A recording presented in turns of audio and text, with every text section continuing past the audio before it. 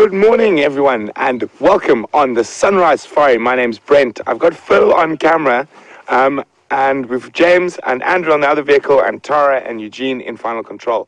Welcome to a very chilly Juma private game zone. It's 14 degrees Celsius, about 52 degrees Fahrenheit. Well, an exciting morning ahead. Phil and I have headed out to try and find those lions again, specifically those Styx lionesses. Because we're not sure where they're hiding, those three little tiny cubs at the moment. But while we've stopped here, waiting to start, I've just heard a pride of lions. Sounds like definitely more than two, calling to the north of us. Possibly the Nkahuma, judging from where I heard that they were yesterday. So we're going to have a quick look down here, and then we're going to shoot up there to see if we can find those lions that are calling. They sound like they might be in the Buffelshoek Dam area, but they could be a little bit further north. But maybe they're on the move in this very cold morning. For those of you who are new, welcome. We're on a live African safari. You're sitting on the back of my vehicle. You're seeing everything at the same time I'm seeing it. And we're also interactive, so you can ask us questions about what we're seeing in the bush, and you can do that by emailing us, questions@wildearth.tv, or you can use the hashtag SafariLive on Twitter. So welcome. And to all our regulars, nice to have you with us as always. And let's go try find some kitty cats.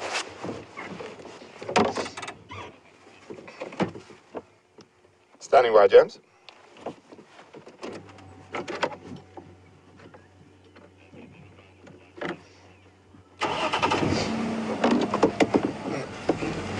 The morning mobile stations just had audio of, sounds like Pride of Angala.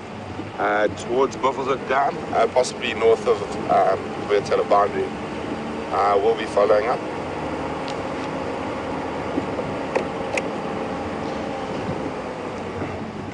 So, very interesting for those of you who might have missed the sunrise and sunset safaris yesterday. We've had, oh sorry, 1 second, busy on the radio as we get going. Standing by.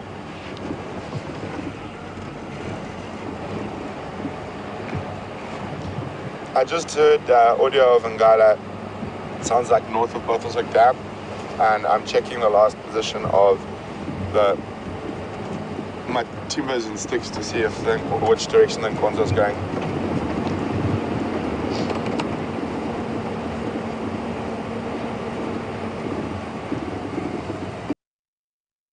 How are you? How are you doing? Good. Is it cold? The guys are following up on Bachelor. Yes. It sounds like they're, where the BE2 block is. Okay. Somewhere around there. Tungona's just crossed over the cut line, unfortunately. Okay. That's about it for us. All right. Cool. Thanks. Have a good drive. Enjoy. Don't freeze. Right. So the aeroplanes come in probably once a day, sometimes once every 2 days. People can drive into this area too. So, some guests like to fly, some guests like to drive. It's a bit cheaper to drive. And in terms of warning, well, yes, planes do radio ahead to the lodges to tell us that they're coming. And we'd normally then come up to this sort of area, just check that the area is clear of any form of animal life. You don't want an aeroplane landing on an impala. And yeah, so that's the sort of warning that we get. And I mean, on a clear day like today, you'll see and hear them coming from a long way off. Normally on this airstrip, it's a plane called a Caravan, which is a sort of 12-seater Cessna. Perfect sort of bush plane, lands in very little, needs very little ground to land. And then an airstrip like this will take something as large as I think it's a Beechcraft 1900, which is a sort of 20-seater, like a big King Air.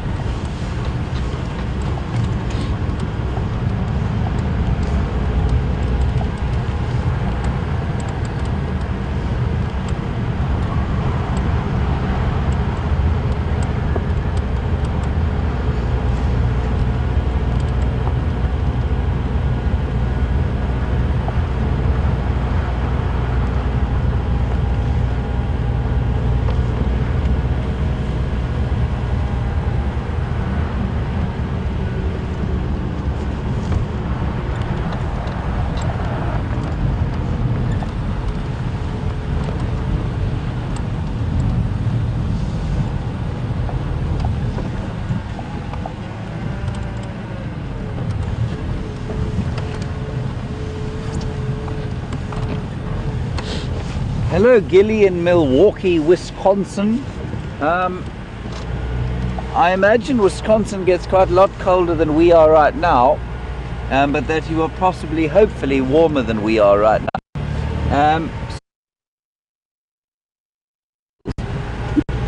You'd like to know if I understand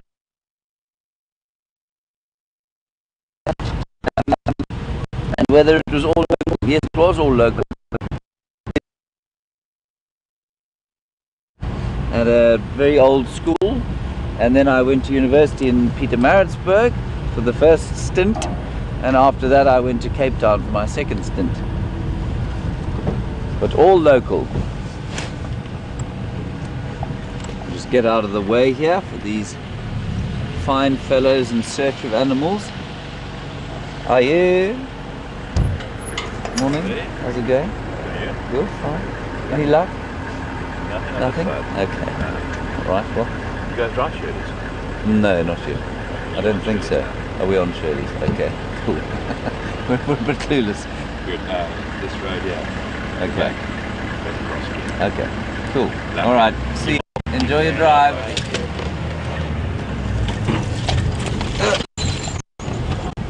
It's like a veritable highway out here.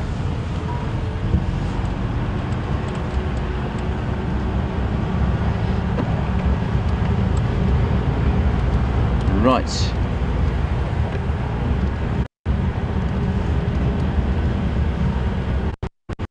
Let's have a little stop here. I have something going on. This plant here, I'm just going to jump out of the car quickly, but it's that scraggly thing in front of us there, Andrew. I suppose I should turn the vehicle off before I get out.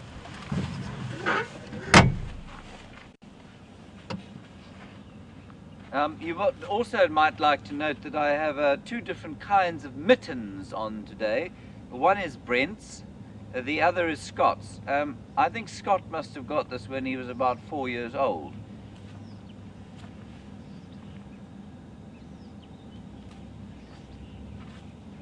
So Brent calls this dwarf wild saffron.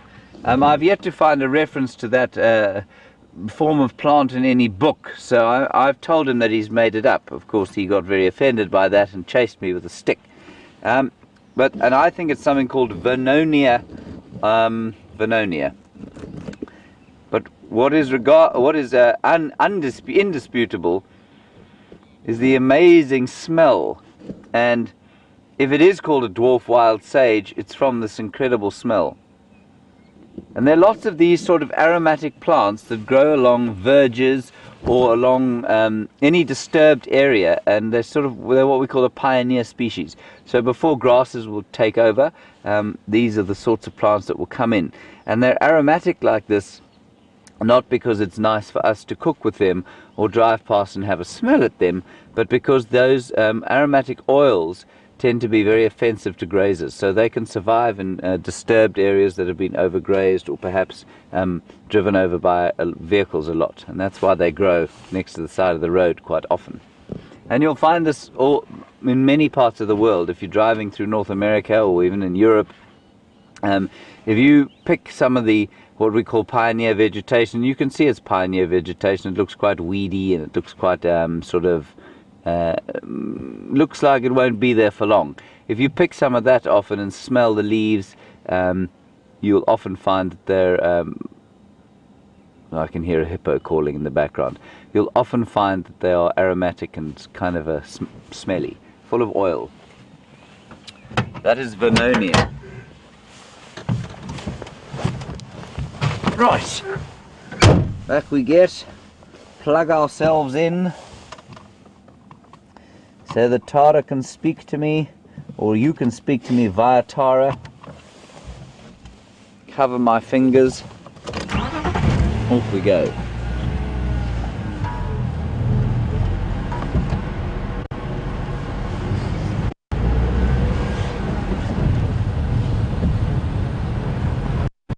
Turn the radio so I can hear what's going on.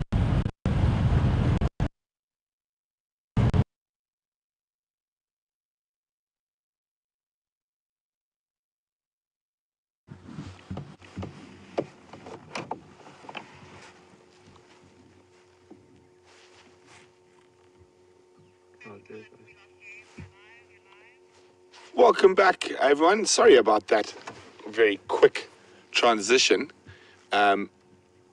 We've got quite an interesting little bird species here. We're going to try to get a proper look at them now.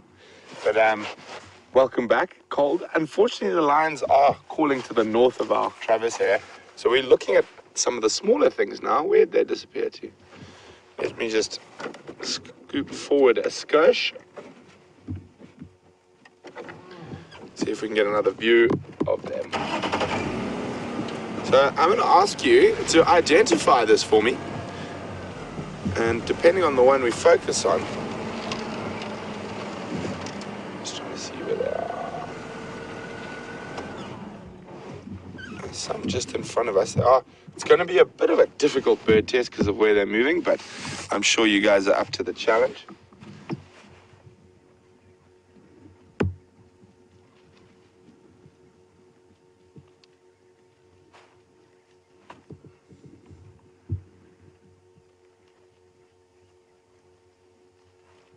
A little bit beyond there.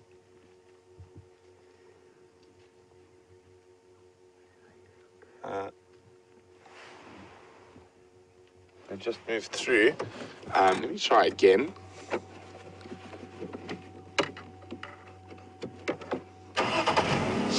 We're moving in some shorter grass, so it might be a little bit easier.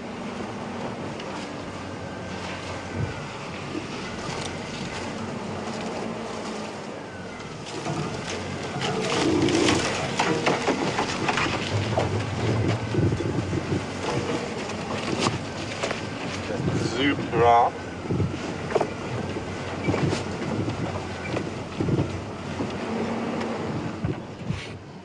Here we go. So which bird species is this? And let's have a look at the one we're going to get in shot now. Here we go. And is it a male or a female? We'll keep on them for a little bit. But it is going to be quite a tough challenge. They are scurrying about in the grass. They might come onto the open a little bit now. There we go. And you can send your answers to questions@wildearth.tv, or you can use the hashtag Safari Live on Twitter. What bird species is this? And is this a male or a female?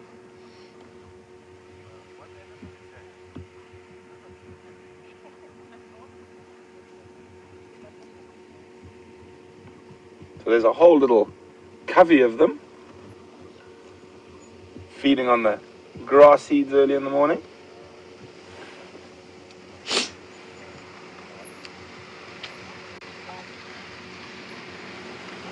Morning, morning, everyone. How are you doing? Nyoni for. What are these for?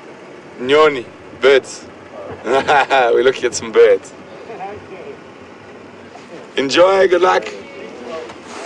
So, Ephraim's just passing.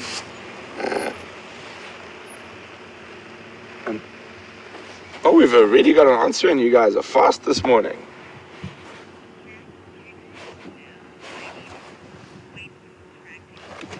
Well, first answer in, although being fast, is not correct. We've had Swanson's Franklin in, that's not correct. But it is a Franklin, so on the right track. Let's see if we can get one last glimpse at them. How ball moved into the longer grass.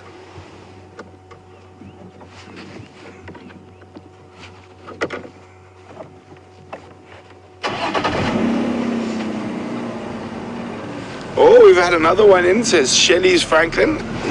Closer, but still not quite cigar. So we also had it says female. It is a female, but it's not a Shelley's. They do look quite similar to a female Shelley's, but they are a bit smaller. I think they've all. There we go.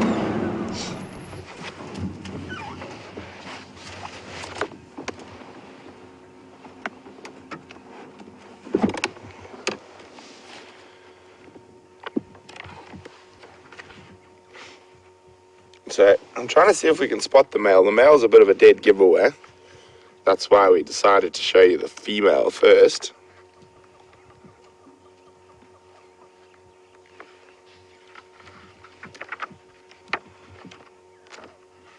It's my second favorite francolin species in this area.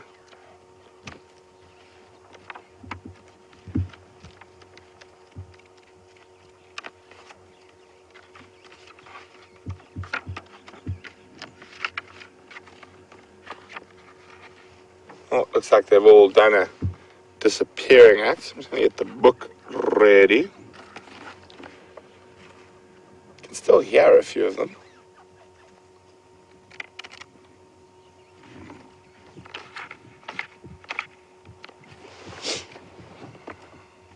Oh, there they are. Let's see if we can see the male. Well done to George Ann in Illinois, who's got it. It is a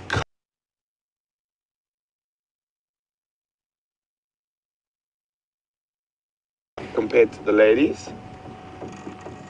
I'm just trying to see him. I did see him a little bit earlier. We've got the ladies here still. Just trying to spot the male.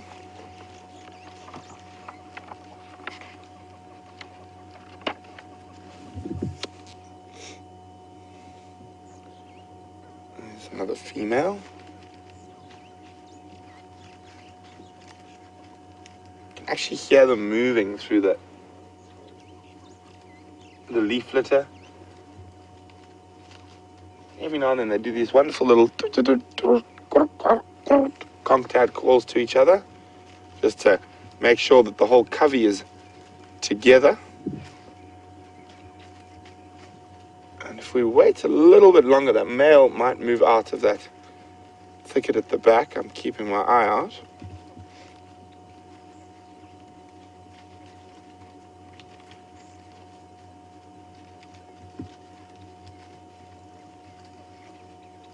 There's probably about 7 or 8 in this little covey.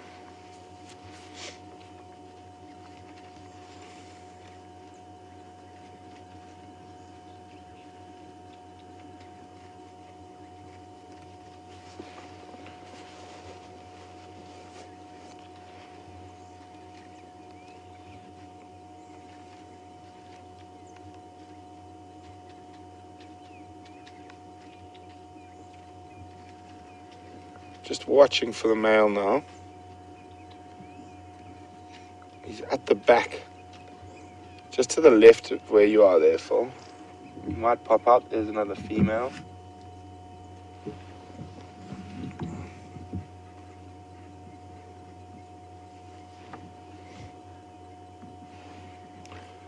It doesn't look like the male's being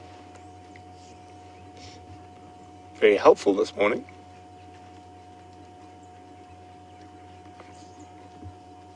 Anyway, we can show you what he looks like in the book.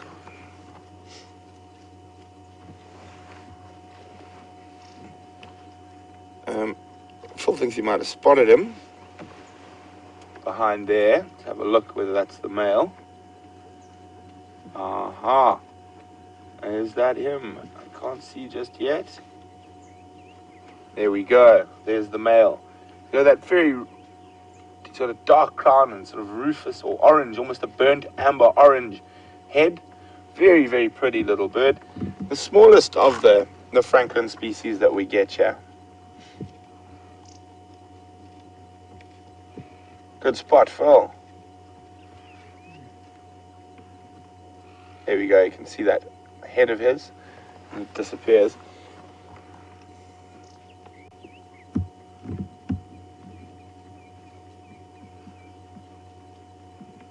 Okay, as they move along, I'll show you so you can have a nice comparison in the book.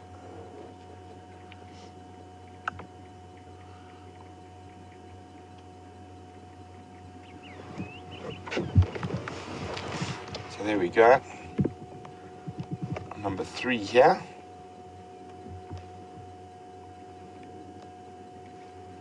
Coqui francolin.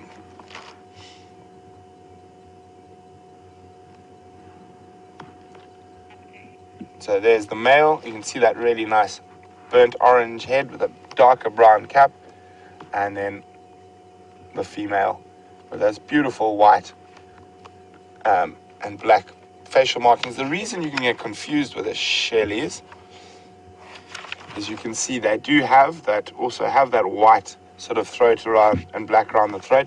They're quite a lot bigger, and they don't have that such intricately detailed lining on their face. And the Coquille's call is quite an interesting one. It's I'm going to play it for you now. So he's said to say, Coquille, Coquille, Coquille. So that's where he gets his name from. Coquille, Coquille. So maybe a bit, turn it up a bit.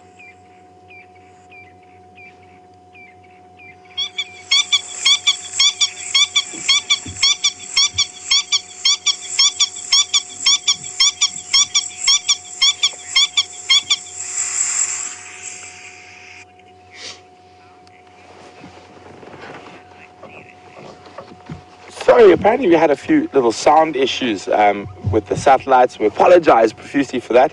And for those of you who missed it, that was a Coquille Franklin. I'll do the call one more time. So it's said to say that they say Coquille, Coquille, Coquille. So let's see what you think, if you agree.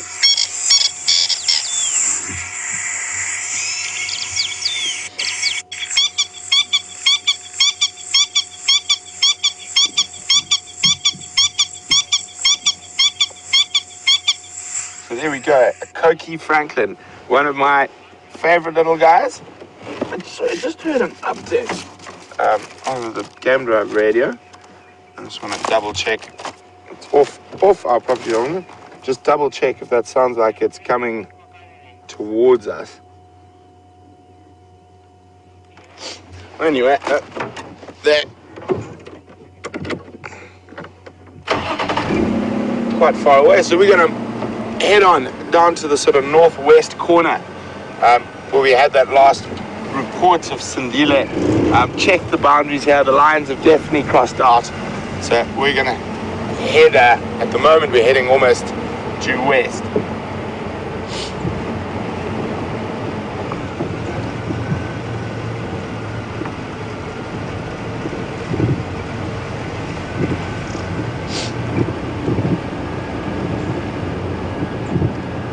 Warming up a bit. Orbs, that's Matimba. Do you think he will cross south?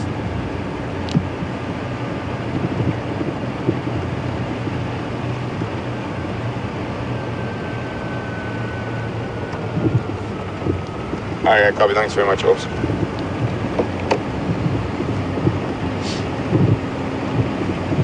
Maybe not quite warm enough to let go of my gloves just yet.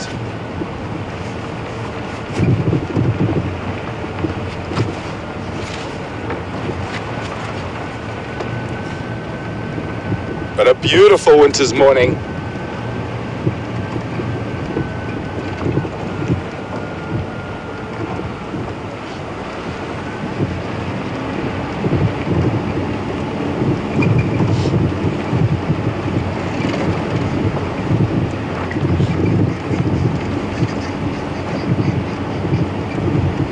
Amazing how the temperature changes as we drop up and down through these little tips. So definitely a degree or two cooler when we're at the base than when we're at the top of the ridge.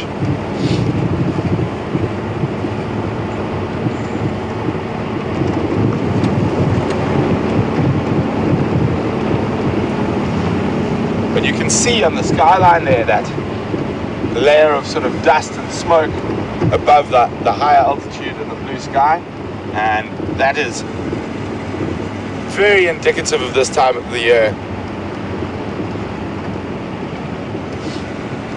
Lovely pastel color.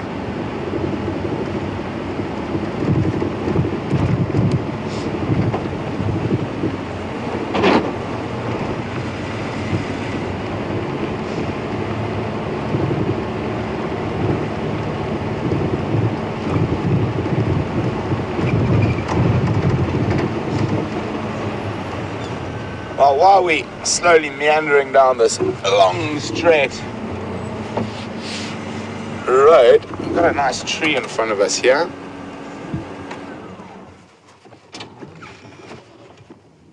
So, very beautiful tree. Lovely light on it this morning, but quite a distinct tree. Not the most common tree we get in this area, but still a nice one. So I'm going to put you guys to the test and see if you can identify what tree this is.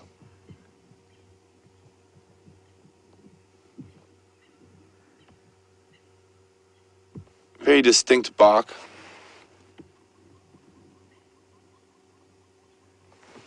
So if you can identify this tree, you can let me know by emailing questions@wildearth.tv, or you can use the hashtag Safari Live on Twitter. And there will be bonus points for those of you who can find the Latin or scientific name for this tree. This could be a little bit difficult, so I've just spotted something that I don't think we've ever really looked at before on a drive. So I'm just going to try reposition the vehicle so you guys can have a good look at it. And this will be the second part of the test this morning. She's just seen something else as well. Just give me half a sec there, guys. There's male leopard tracks here as well. But let's start. They don't look that fresh. I think Phil may be able to catch them from here. I'm going to show you what I'm looking at now, Phil.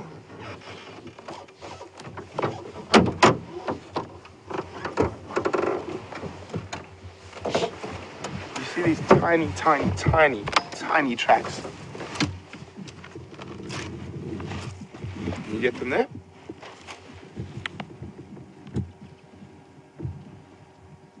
And it's also there if those are better.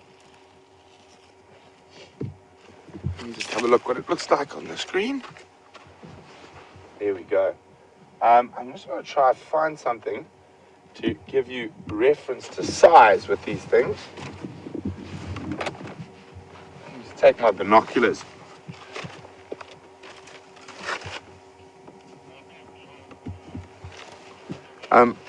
Let's try those ones, yeah. Those look like you can see them a bit clearer. Okay, let's have a look. So I'm just going to put my binoculars next to them for size reference.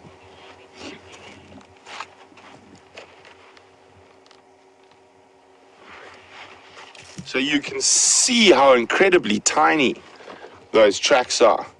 Minute. And I don't think we've ever really looked at tracks this size. We've always stuck with the bigger ones. But so I'm going to give you a double question to work on while we move down there. Obviously there's the tree, and then what could possibly have made these tiny, tiny tracks? I'm going to put my finger there as well, just so you can see. What could have possibly made these tiny, tiny tracks in the road during the night?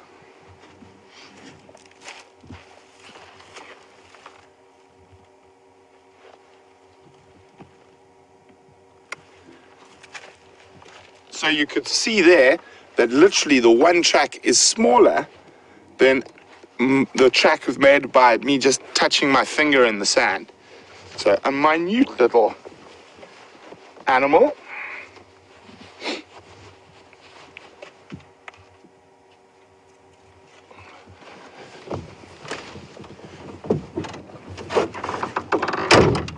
But quite interesting to have a look, see if you guys can figure out what that tiny thing is.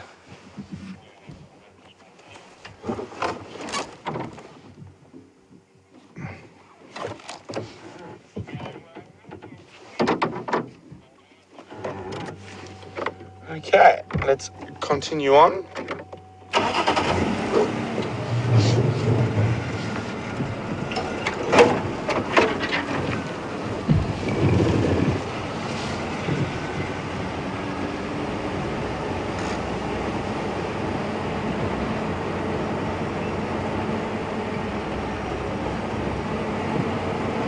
So, first couple of answers in for the trees, and unfortunately, no one's got them right yet. We had Marula and Leadwood, neither of which are correct.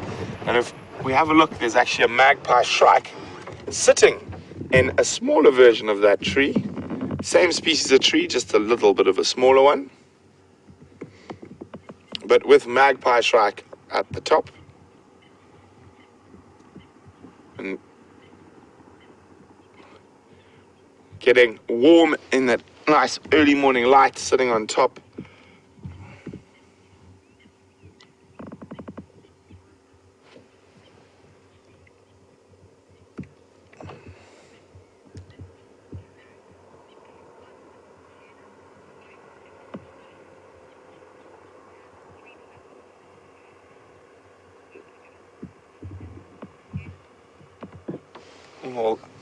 I'll let you have another look at that tree with the magpie shrike in it. So we've had a few answers for the tracks as well. Janet, civet, mongoose. Unfortunately, none of those are quite correct.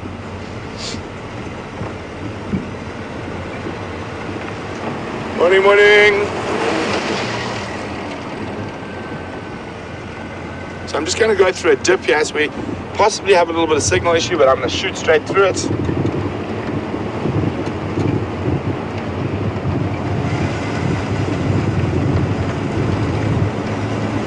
So I think everyone's thinking a little bit big from what I'm hearing on the tracks. Just remember, that track was smaller than what the mark I can make with my index finger.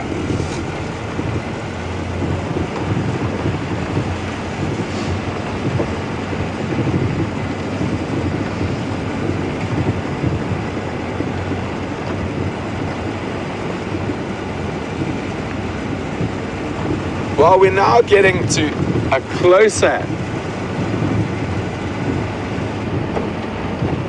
We got Jeffrey. Well done, Jeffrey. So probably fits in the palm of my hand. And if you take my binoculars, for example, there, but I mean probably about this big and quite funny. And I can tell it's a gerbil from the tracks rather than anything else. So the way they move. He sort of spends a bit of time up on his on his back legs, and down, and then back up and down. So well done, Jeffrey. That's correct. It is a rodent.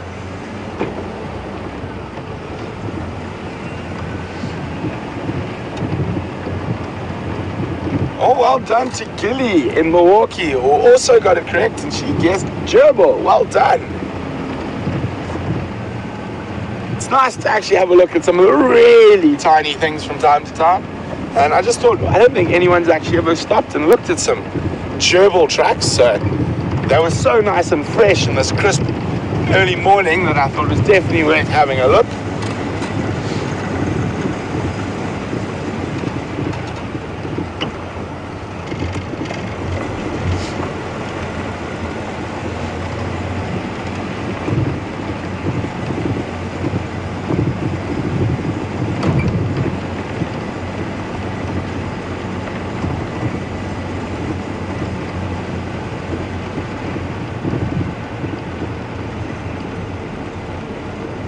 So it looks like this is turning into a nearly impossible tree quiz.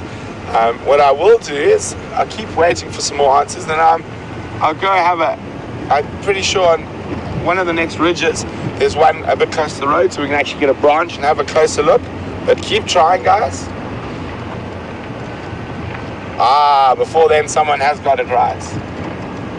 I'm just waiting for a name.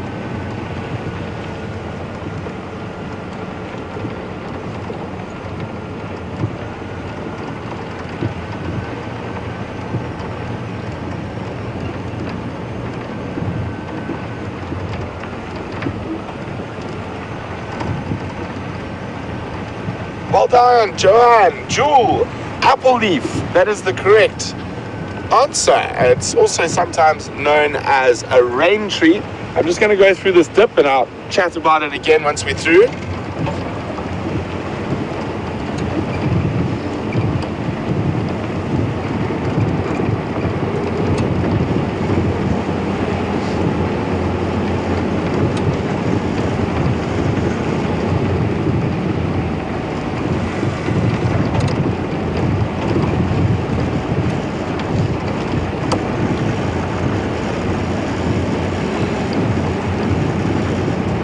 Okay, we're through the dip.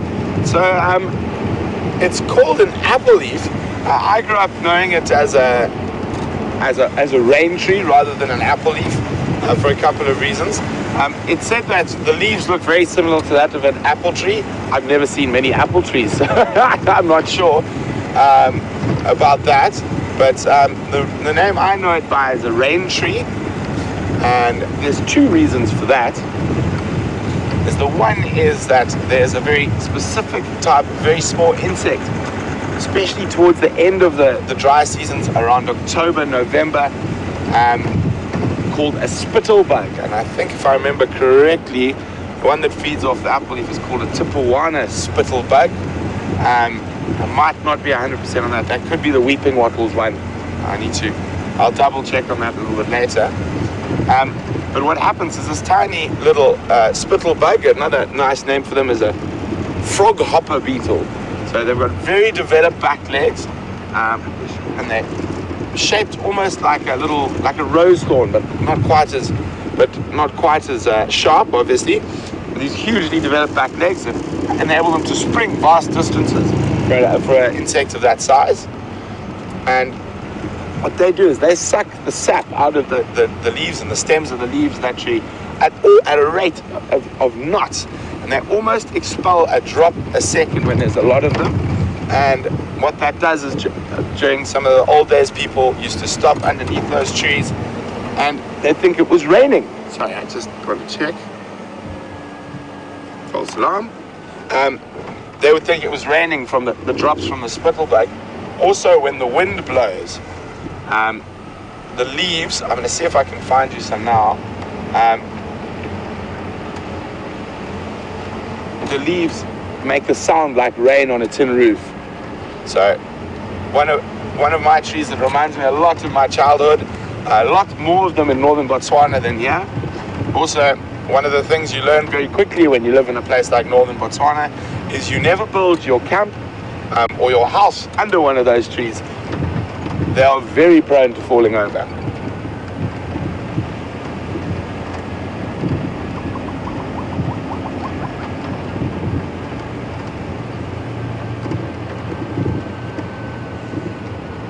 Just checking carefully now. I know there's some a little bit further along.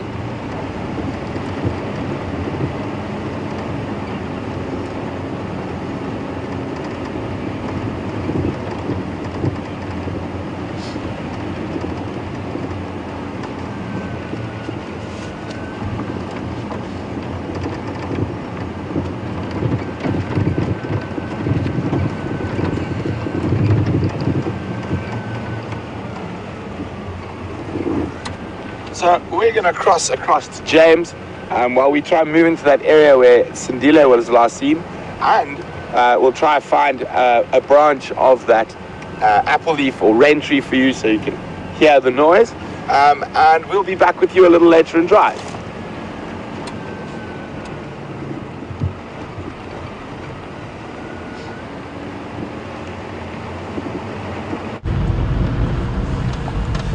Hello everybody, welcome back to the recalcitrant Wender line. Behind us is a waterbuck. Andrew, wake up.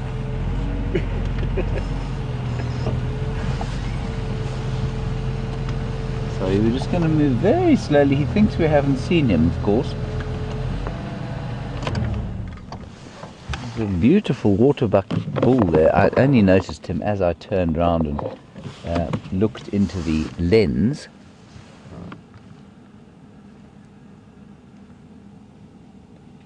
There he is. Stunning waterbuck bull. Nowhere near any water, of course. I'll just try and do a little bit of a turn around there. I don't think he's going to be particularly tolerant of us.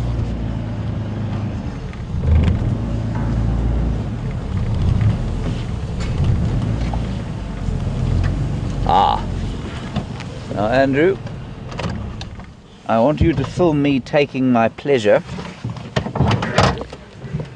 It's quite a chilly morning, as I've said, and what we normally, or what I like to do on a morning like this, is find an exposed termite chimney and warm my hands above it. So let's see if we can do that now.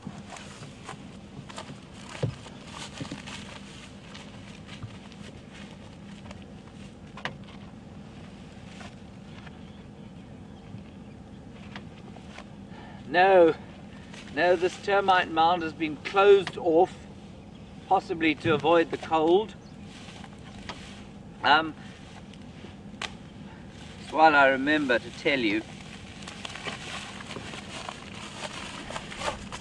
This grass has a wonderful name that I've mentioned before, and to those who haven't heard it, often grows on termite mounds. It's called Chloris roxburghiana. Sounds very rock and roll for a grass. Grass is not normally known for its rock and roll character, but Chloris roxburghiana is the rock and roll Mick Jagger of the grass world. Right, let's press on. I have seen some elephant tracks, and so my plan now, or our plan, as we are planning together, is to try and see if we can't find them. I'm pretty sure that they're the same ones that came from the Arethusa waterhole at 4 o'clock this morning. That's where we followed them from. There has been a lot of activity in this area this morning though, so the tracks are not necessarily going to be that obvious, but I think there's a pretty good chance. They're obviously around somewhere here, and this time of the day they're more than likely feeding, so they won't be moving very fast, if at all. Right. Most of the termite mounds actually today, I've checked quite a few of them, have been closed up, probably to maintain the heat inside. And if I find a warm one, I shall definitely stop. Andrew has stolen my blanket because he says he's colder up back than I am. I felt quite sympathetic. He might be the only person in the world I know who has thinner legs than mine. They're about as hairy though.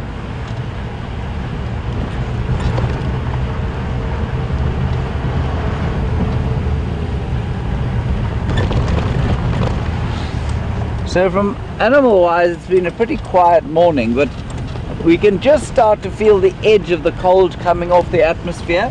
The sun is just starting to warm the air, which is rather lovely.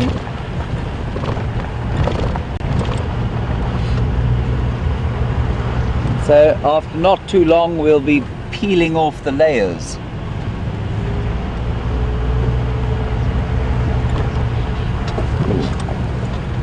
Can you get those southern black tits? I'm just going to stop here. It's quite a good idea, even if Andrew can't get them. I think he will get them though. In this bush there are two little birds called southern black tits. There we go. And what they do is they often indicate indicators of bird parties. There are often lots of other birds around them. In this case it might be a sort of breakfast date that this pair is going on. There he is. Not easy to follow one of them. They're insect eaters, and so they will glean insects from leaves and from between the fissures in the bark of trees, and they'll just fly from tree to tree, and they're often followed by other sort of leaf gleaners, as we call them.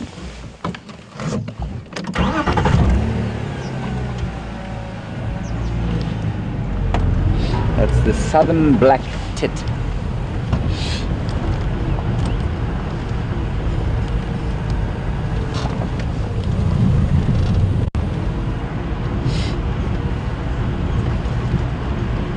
Not to be confused with a drongo.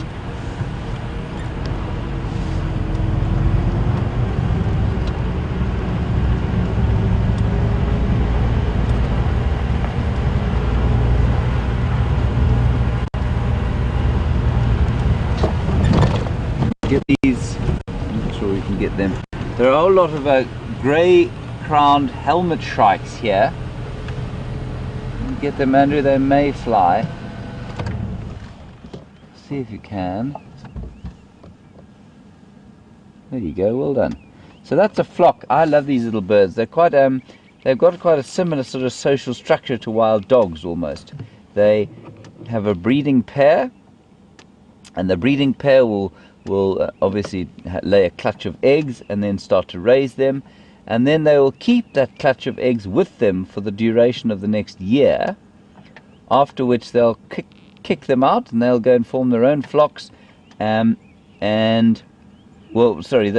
they stay for a year, help raise the next clutch, and then move on. So in your first year of life as a grey-crowned helmet shrike, you have to help raise your brothers and sisters from the next year, and then you can go off and set up on your own.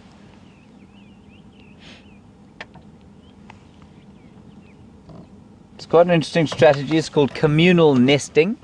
So they'll move in flocks that breed together, or communal breeding, and there are not that many birds out here that will do that.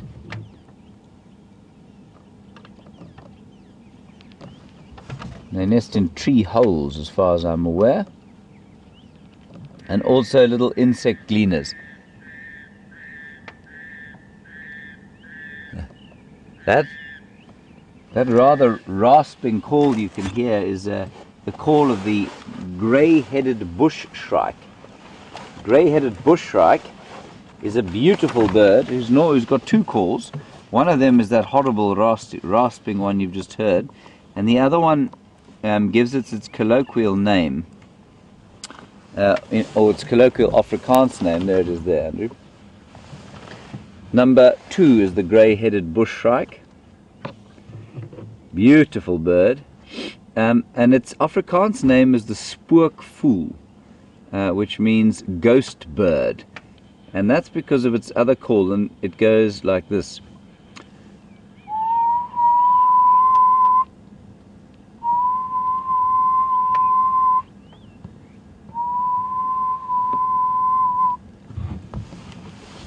Sounds eerily just like a ghost, doesn't it?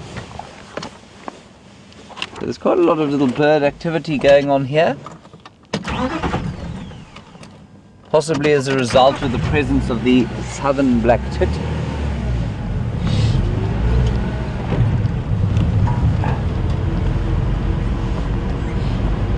No elephants as yet.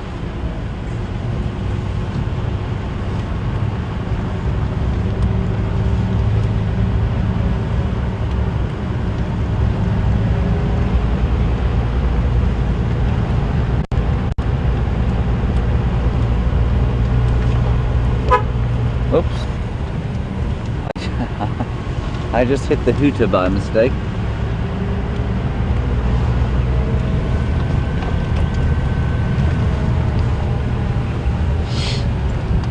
Right, so there we have, sorry, there was a drongo there that has now flown off and disappeared.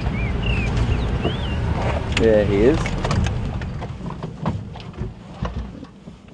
Andrew's favourite, to have to try and find birds that I spot. There, he's gone. But what's interesting, I'm just going to sit here for a second, and if you listen, okay,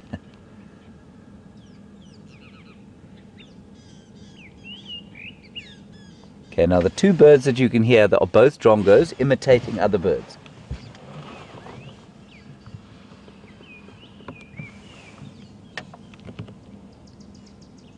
There's a drongo doing a rattling testicular call, and the one that we were trying to track was doing the white-browed scrub robin.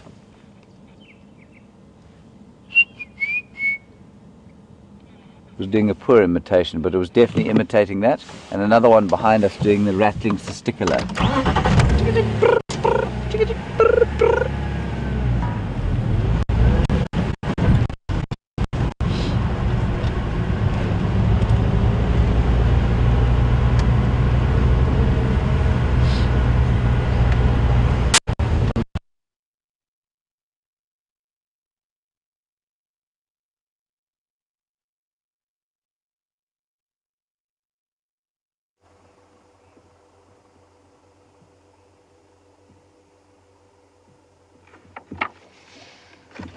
Oh, I wish we had this, yeah. Welcome back, everyone. We just been sitting and listening carefully, see if we could hear any alarm calls. And Phil was just having a look at that lilac-breasted roller sitting in a tree, getting some nice early morning light. I'm going to continue on for a little bit now, see what else we can find. So we've been asked a question, and I'm going to get to it now, but during the drive today, I'm going to be hopping off the vehicle from time to time to collect certain tree species, and then we're going to go through them all together at the end. So the first one on my collection list is right here.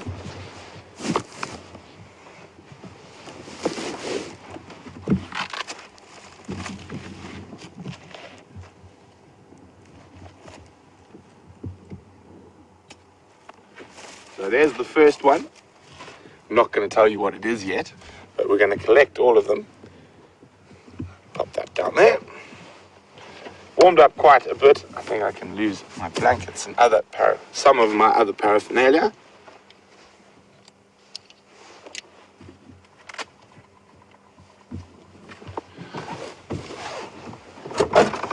So you're more than welcome to have a gander at what tree that is while I collect. So there's another game we can play while I collect my different samples. You can try to figure out which tree this is. Have a quick look at the branch as well. There we go. See, it doesn't have true thorns, but it's got spines. And spines are basically branchlets that have changed in their adaptation to protect the tree like a thorn would. But they're not true thorns, they are branches. But they are spines and nice compound leaves. Whoops, come back here. And there we go. Oh, look at that. Phil, do you see on the top of the monitor? It's a tiny little spider species. I'm not 100% sure what type, but it does look like one of the grass spiders. Can you see it there? Tiny little guy. I'm going to try and move out of the light so you can have a better look. A tiny little spider. Does look like one of the possible... I don't want to disturb him too much, and when I move to have a closer look, I'm afraid I block him out. I'm just going to... Come on. Oh, and jump down. Well, he's started.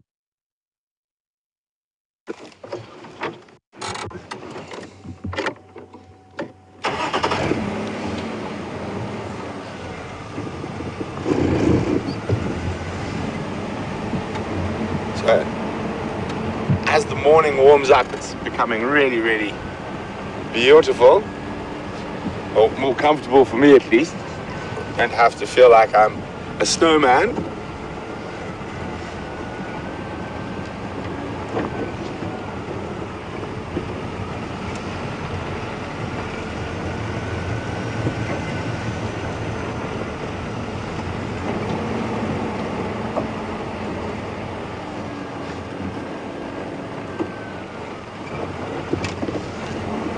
Let's just have a quick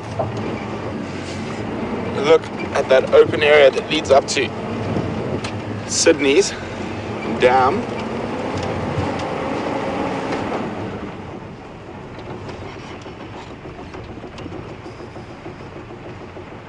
Let's see what's happening here this morning. Just a lot of hippos in the water by the looks of things. We saw a whole heap of them basking here. I think it was on yesterday's sunset safari. So I'm quite sure as it warms up, I think at the moment they're probably warmer in the water than they would be on the bank. But as the sun warms up, I'm quite sure you're going to find quite a few of them basking in the glorious winter sun.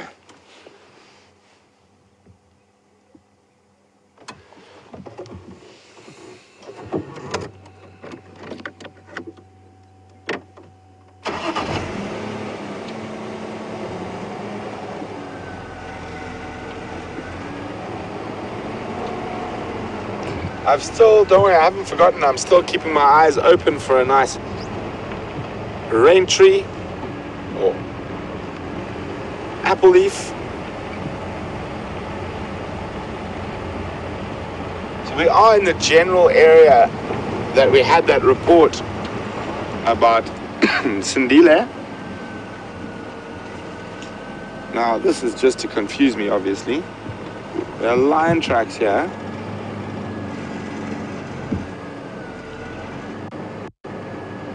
And this would not be the Nkahumas because they've been found to the north of us already.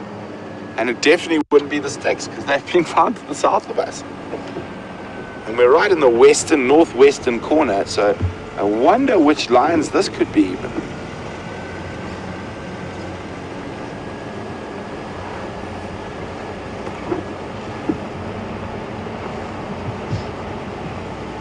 So lots of big elephant paths and hippo paths coming to and from the water there. So always a good spot to look for tracks.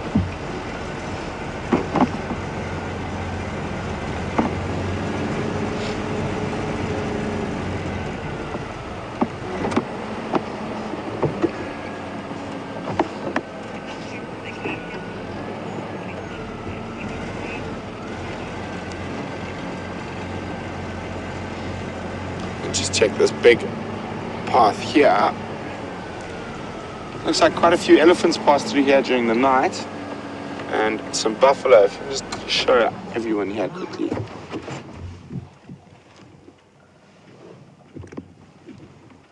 So some ellie tracks, buffalo tracks, all moving up and down between the water during the night. And these ellies are proving to be quite elusive at the moment.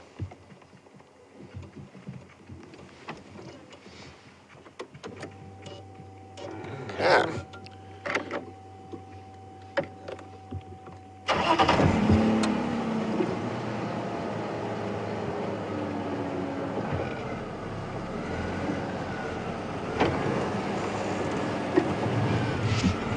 So, those of you who've been watching for a while, this is the area that Steph, Scott and myself dubbed the black hole.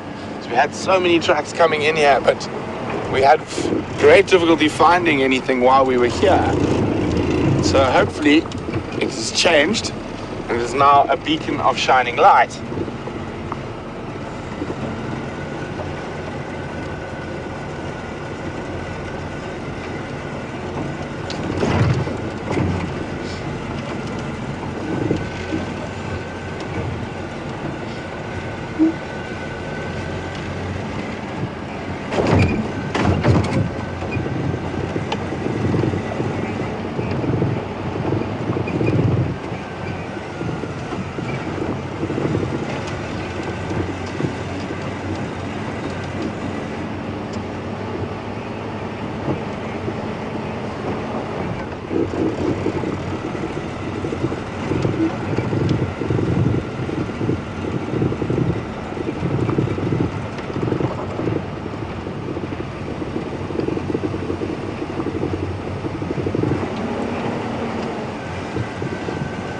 So just a quick update from Commander Bond.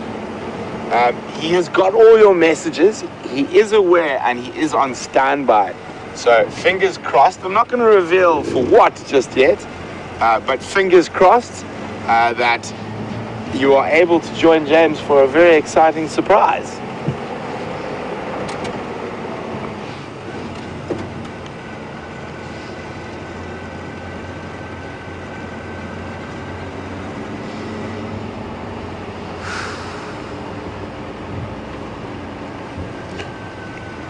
So I'm just checking this main road. We saw those, I saw a single track of a lioness over there, which I found very confusing. I just want to see if they've come through onto this other main road. And also this is the last area in this sort of area like this where Sindile was spotted.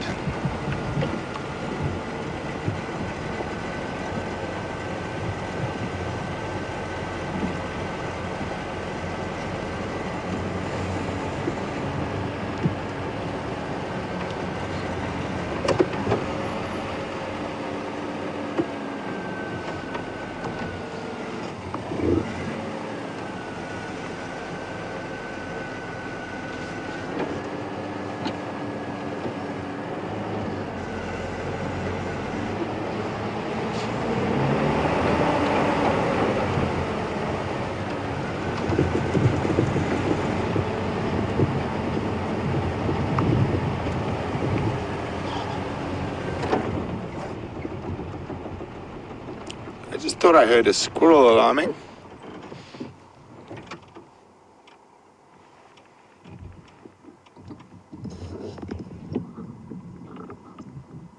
He is playing tricks on me today.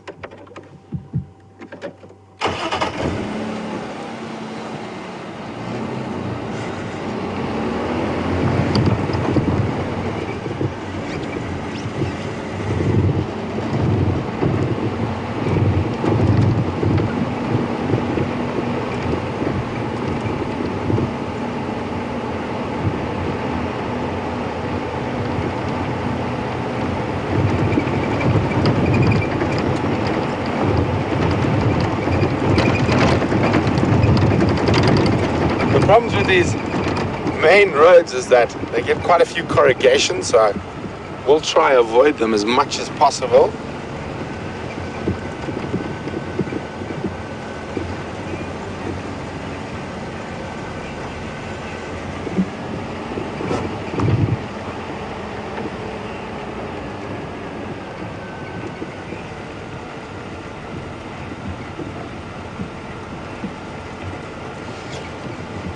Hi, Gail from Michigan.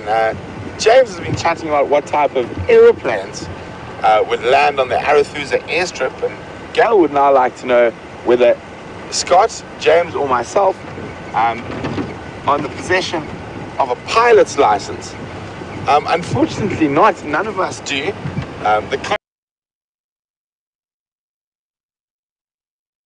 Unfortunately not, none of us do.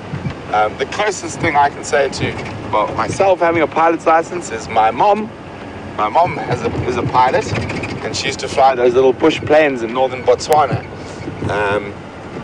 So that's the closest. For me, it just didn't really appeal to me. I like driving.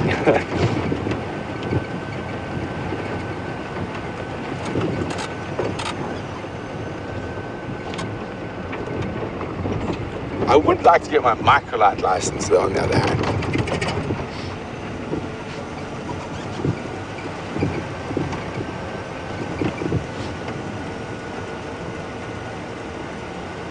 So, I still haven't seen any tracks.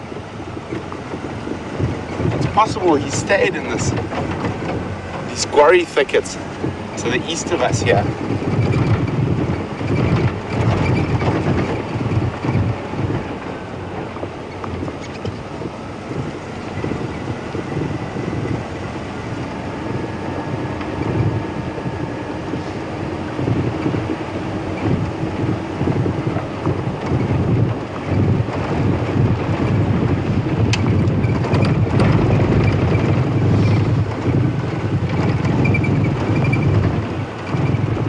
Keeping a lookout for some more trees to collect for a very specific question that we'll get to a little bit later in the safari. And here is the next one.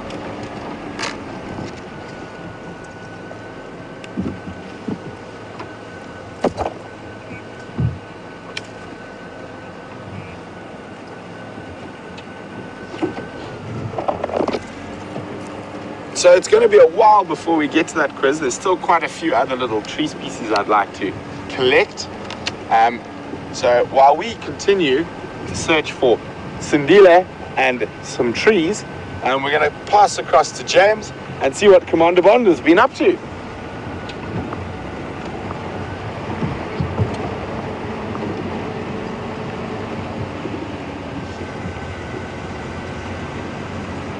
I'm going to stop here.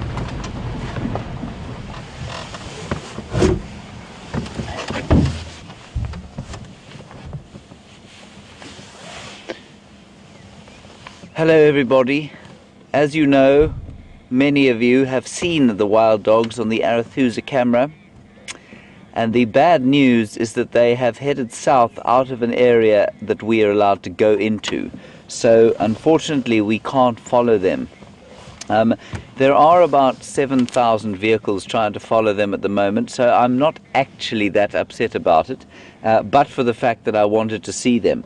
We're going to hang around in and around the general area in case they do turn and come north. It's not impossible. I'm going to head towards that airstrip where we were earlier and see if they don't pop out there.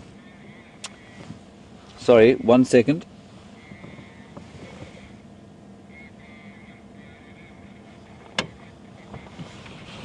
Okay, anyway, and what's important to notice is that apparently there have been a lot of questions about whether the gravid female has given birth or not. We saw her last about a week and a half to 2 weeks ago, I think a week and a half ago, and she was looking like she was about to give birth. So I think it's quite likely that she has. We haven't seen or heard of her giving birth yet, but I suspect quite strongly that the pack would have found a termite mound with a hole in it and she would have given birth there. So that's the story there. Okay, we're going to head towards that airstrip and we might be lucky, they might pop out there. Okay, thanks. There's lots of noise going on the radio, so if I suddenly start speaking nonsense, it's because my brain is unable to speak to you and listen to the incessant chatter in my ear from the other game drives trying to follow the dogs.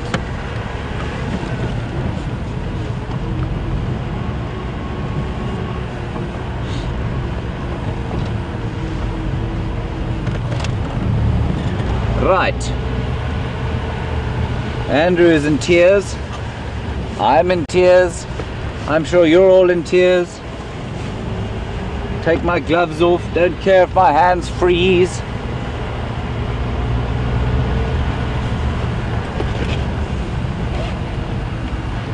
It has warmed up quite a lot, which is very nice. But to miss the wild dogs is a sadness.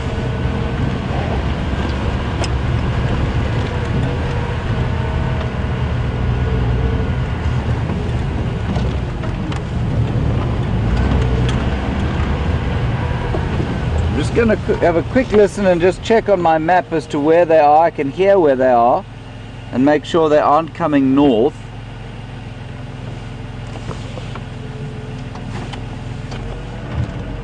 No, it would seem that they are not.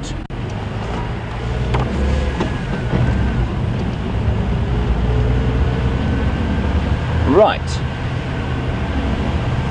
The elephant tracks, I'm afraid, also cross north out of our area, but there were reports of another herd around this area where we are now, so I'm kind of hoping we might pick some up there. And to drive a little bit quicker, just in case they do pop out onto the airstrip.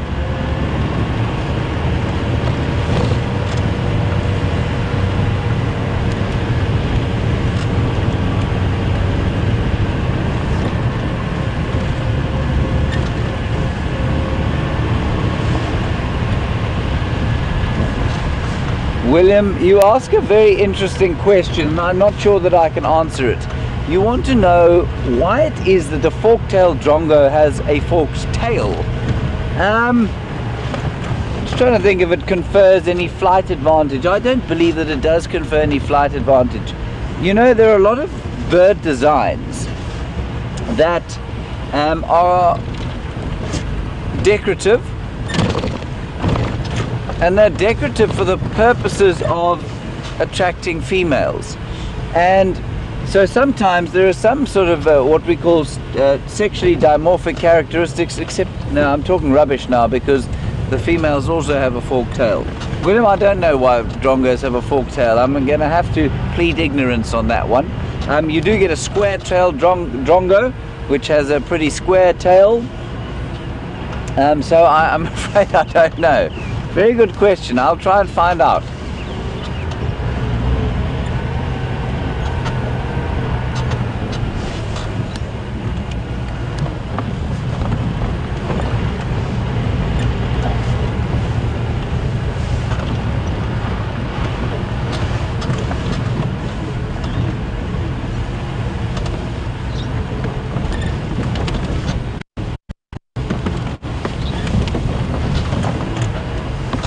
Hello, ex-Ranger from Tasmania.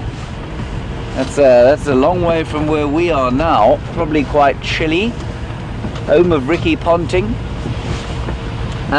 You want to know what kind of temperatures the termite mounds will make that will allow us to warm our hands. The answer is about 37 degrees, and they generally maintain a temperature of around that. It's quite humid, but that temperature is a good temperature for the fungus that they grow, and that's what they eat. And it's also a good temperature for any sort of metabolic process. That's why it's the temperature that we and most mammals sit at.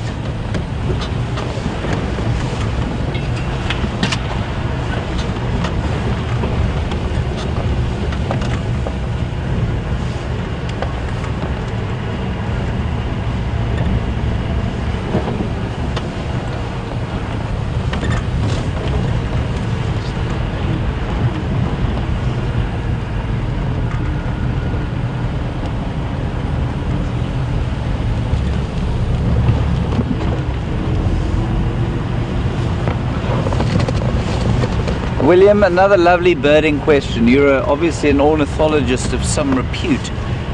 You'd like to know, are there any birds in the area that are more agile than other birds? The answer is yes and no. So in terms of, if we think of people that are agile or not agile, it's generally got to do with some sort of physical defect or some sort of physical advantage. But birds are as agile as they need to be. So if we look at something like a batalier, which has got no tail, it's not particularly agile, but it can fly very low, and its strategy is not built around being agile. Then if we look at a crowned eagle or a black sparrowhawk, which got a long tail and specifically designed for speed, they will nip through the branches at great speed and be able to turn on a tikkie, and so you'd describe them as pretty agile. And then if you looked at something like a falcon, it's pretty agile, but its wings are designed so that it can dive at great speed and then swoop up again. A swift is incredibly agile, but not particularly stable. So lots of different bird designs, and various kind of agilities, but remember that a bird is only not agile out here because it doesn't need to be. Unlike a human being, which, you know, we tend to be, because of our sedentary lifestyle, we tend to lose our agility pretty much as soon as we stop being children, unless we're professional athletes.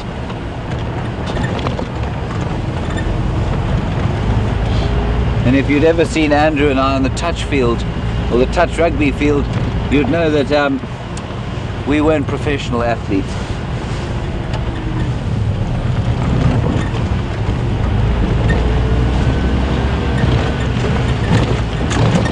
Sorry about the bumps. Hold on, don't spill your coffee.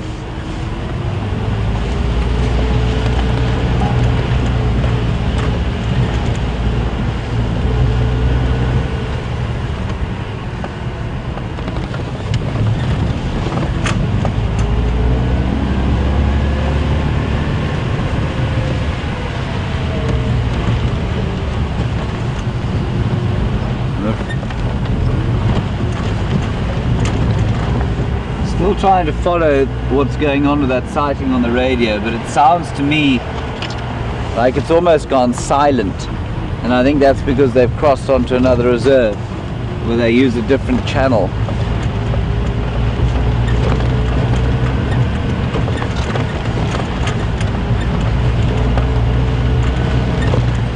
But at least some of you got to see them on the Earth user cam. That's more than Andrew and I got.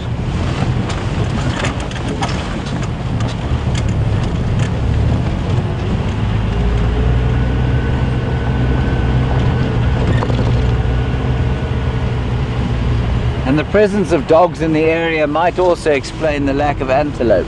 If they've run through here, it's so interesting, you know, when you watch, if an impala sees a leopard or a lion, it will alarm call that sort of barking. When they see wild dogs, they don't even bother, they just run.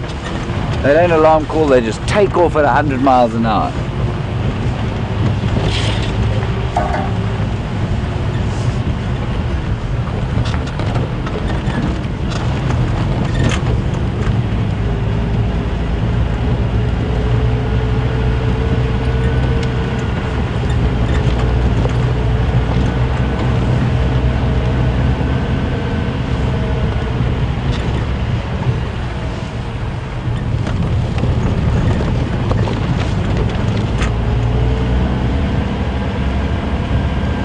no, they're still definitely off the reserve, but we'll head to the airstrip anyway.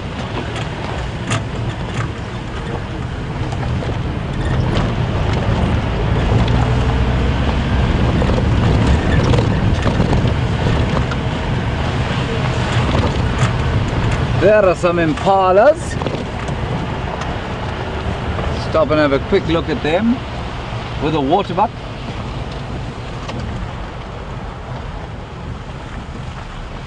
So when, Andrew, is that work for you? For the impala, yeah. Okay. So we've got some bachelor herd of impala here.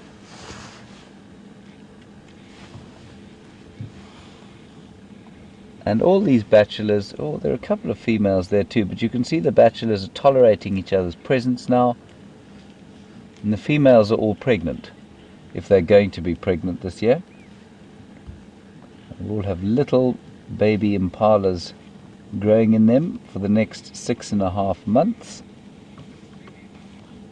And it's the most wonderful time. If you're still around in November, it's well worth watching us and watching the lambs as they come out. The ubiquitous fork-tailed drongo.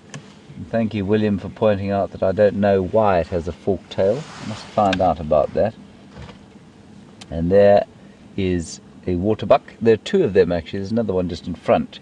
And the reason that they will hang around with the impala is for vigilance, for safety. There are quite a few animals that will do that. They will lurk around impala because they're so vigilant and so good at spotting predators. And obviously if you're a bull on your own and you don't have a herd, that is an excellent strategy. If I was living in the bush alone, I would definitely hang around some impala. I wouldn't have to keep my eyes open all the time. I'm just going to be silent for a second. You can actually hear them all grazing.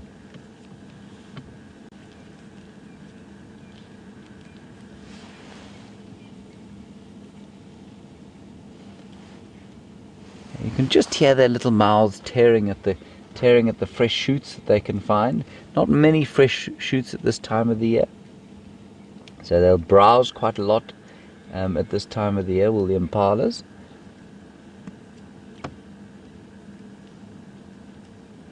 And the waterbuck, of course. And there are actually 3 waterbuck bulls in front of us. This will be a small bachelor herd of bulls that are definitely very territorial. The around water are the mature bulls, and so young bulls will struggle to maintain any kind of territory.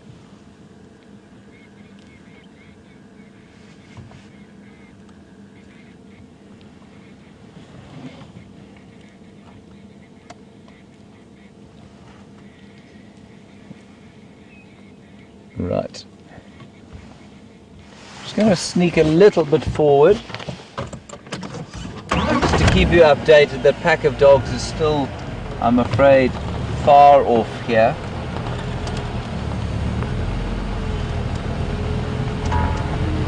It's quite nice there. I'm sorry. Throwing Andrew around a bit.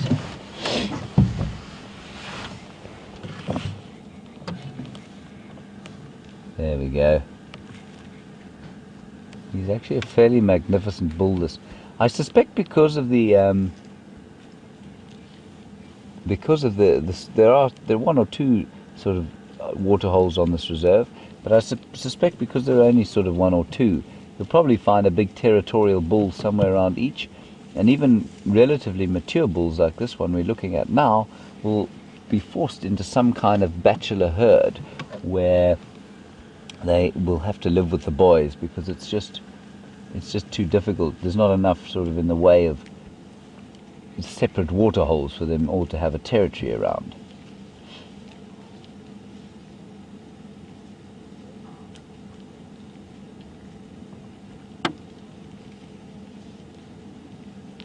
There you can see eating quite long grass. That's nice to see.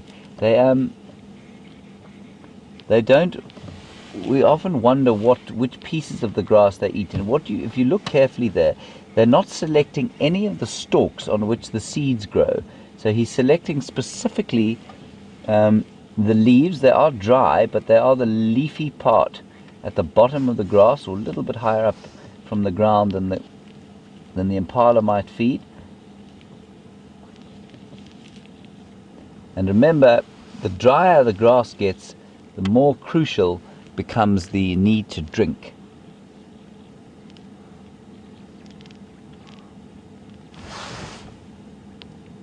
There are some impala alarm calling, but a long way away. That's what made that waterbuck lift his head there.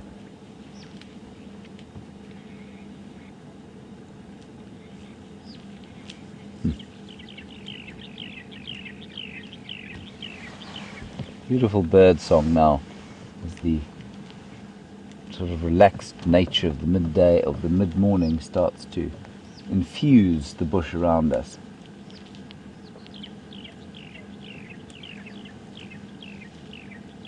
Andrew, I just want to sneak forward and just see if we can't see what bird that is making that call. Oh, there, you can actually see it there. Or one of them. Can you look? Can you see on the front there? Black and white bird. Well spotted. Very sweet little fellow that. That was one of those grey-crowned helmet shrikes that we had earlier. Okay, let's sneak a little bit forward.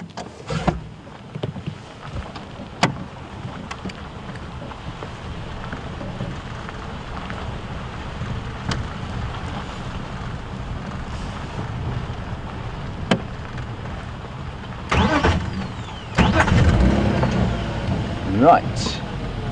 There are a whole lot more waterbuck bulls in there.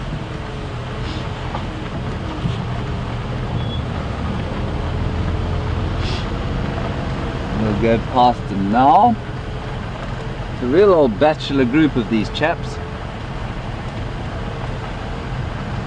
It's actually very interesting. I've seen far more waterbuck bulls and far more buffalo bulls than I have females of either species, and that's odd, I think.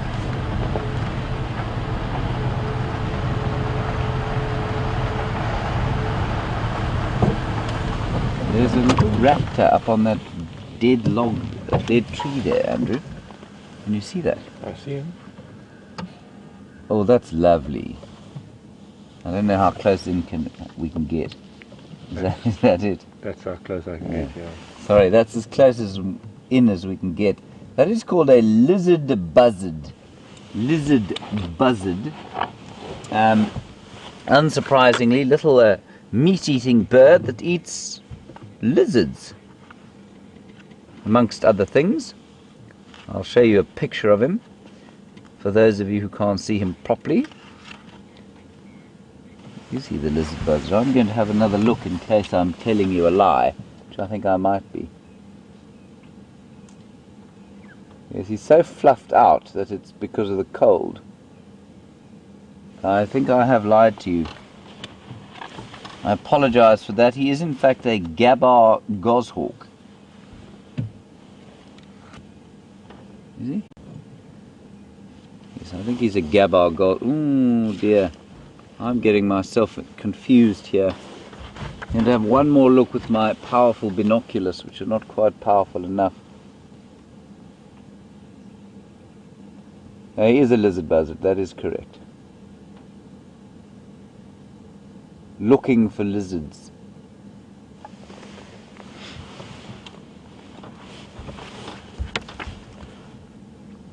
Not very big. We'll show you a picture of him now. Find him again.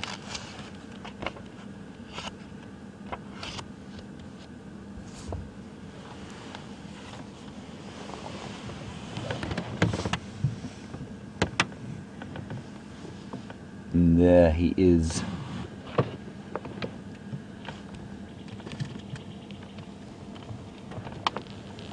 Number one there.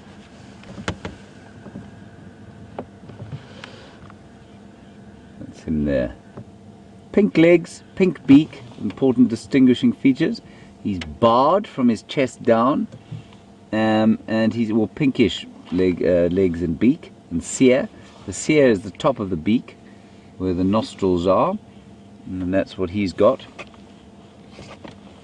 And I mean, I'm pretty sure that's what he is. Were he to fly off, we'd be able to see because of the two flashes of white there that you'll see on his tail. There he goes. He's diving down into the ground. Hopefully he's caught himself a lizard. I don't think he'll fly back. Oh, there he goes. It's flown off, but not back to the same place, unfortunately. Sorry about that, Andrew. Right, let us move slowly along.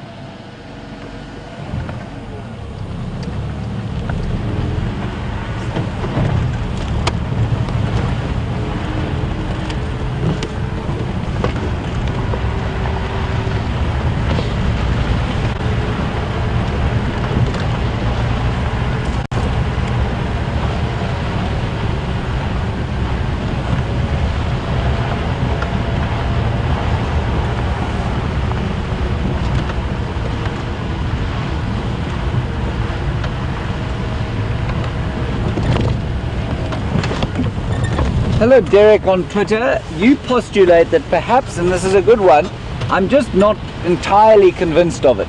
You say that perhaps the fork-tailed drongo has got that specific tail design because he's acrobatic in flight.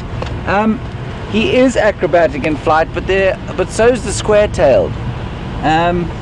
But there might be some form of acrobatic advantage that tail does give him and her. Yeah, it's possible. So if I think of the flight of the fork-tailed drongo, especially if they are mobbing or attacking sort of predatory birds, they are excellent at flying up and then flipping over and coming back down again.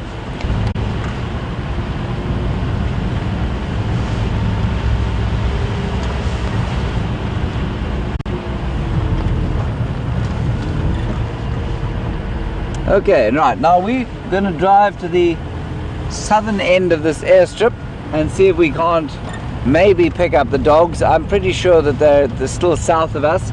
And while we do that, we're going to cross over to Brent, who I believe is flummoxing a few of you with his plant quiz. We'll see you a little bit later.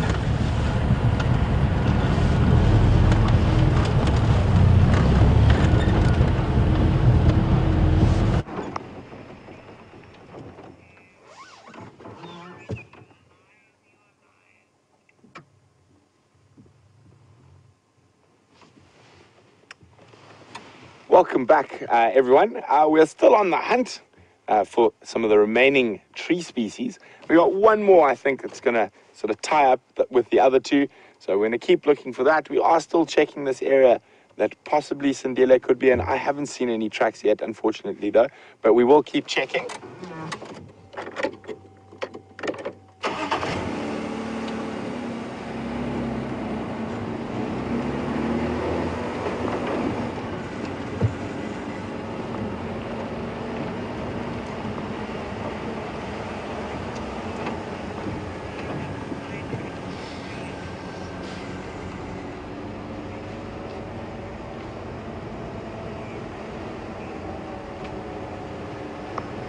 Hi, Billy from California. Billy, welcome on the Sunrise Safari. Billy has asked about that lion track I saw a bit earlier, and I said it was a bit confusing and I didn't think it was particularly fresh. It is quite difficult on that road because it is a main access road. The edge of the tracks become quite worn. I'll try and get to a spot where we can see some tracks nicely, and I'll show you how a track ages. And the little things we look at to see the age of tracks. Obviously, there's quite obvious things like if another animal's walked over the top, especially like your nocturnal animals. So civets, genets, and those type of things. Oh, there's actually a little bird we struggle to get in the camera sometimes. Just if we zoom in on that fallen down log there's two of them hopping around there. And there's a little chin spot batis as well. And I've tried quite a few times to get them on camera. We'll just wait for them to hop up. And the other's just off to the left. I'm going to try edge a little bit. There we go. Wait, hop up. Be a good little, there he is. Definitely one of my favorite little birds while I'm walking through the bush. They make quite a lot of noise. Very distinct black and white. So I know it's a very difficult sighting. Oh, there's a little chin spot batis in front. Not who we're after at the moment.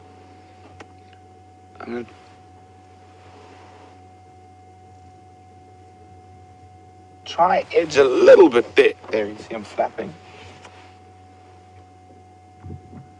There you go. There he is. Very difficult. So I'm going to try to get a little bit closer now. I've tried to get them on camera a few times, but they are quite busy little birds.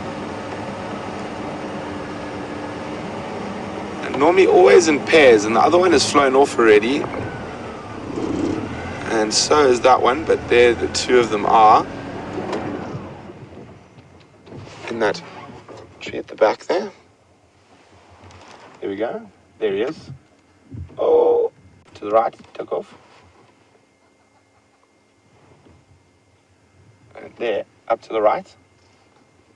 Out in the open, up to the right. Come out a bit. There we go. There we go.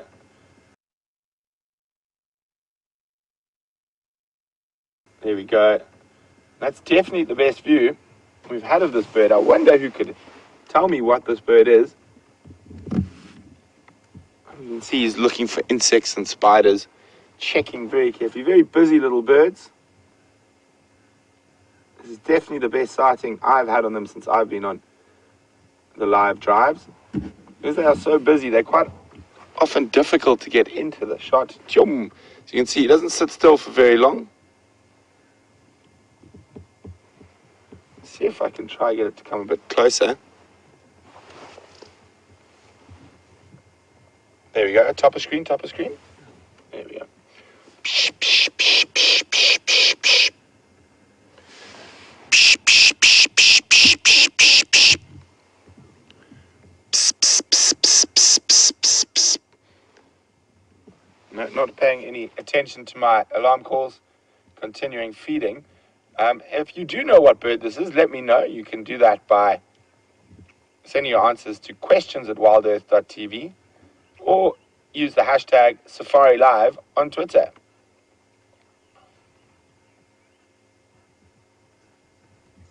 It's got a very sort of zit-a-doo call. They're not making it at the moment, too busy feeding.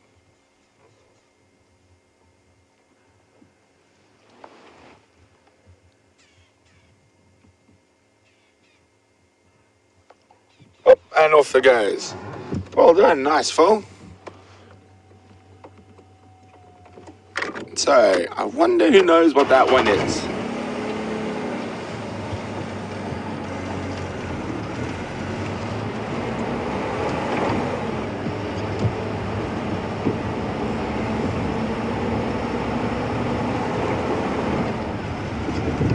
Looks like no one's checked this road yet this morning, which is always a positive for me, because I get to see what's been happening first on the tracks.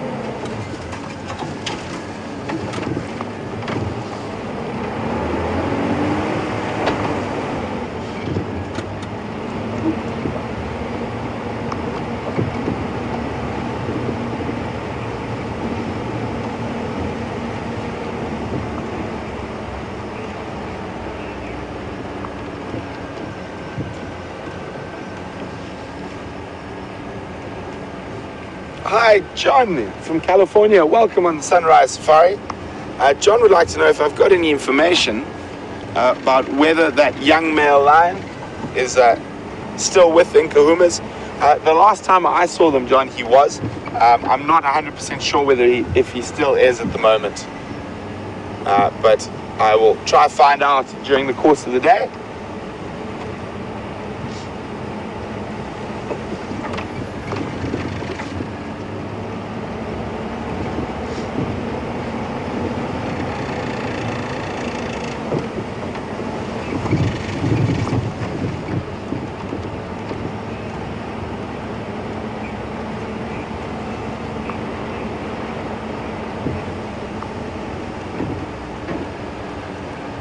well done to Joanne in Arizona, who has got that bird spot on. It was a southern black tit, and strangely enough, it seems like James was also showing you southern black tits this morning.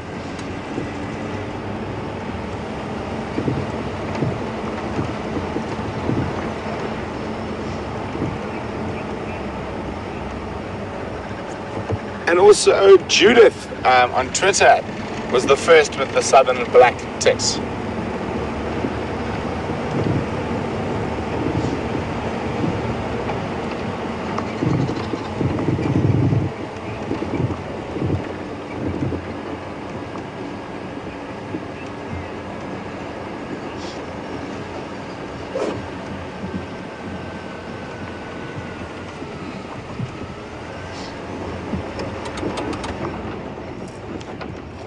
Hi, Sam.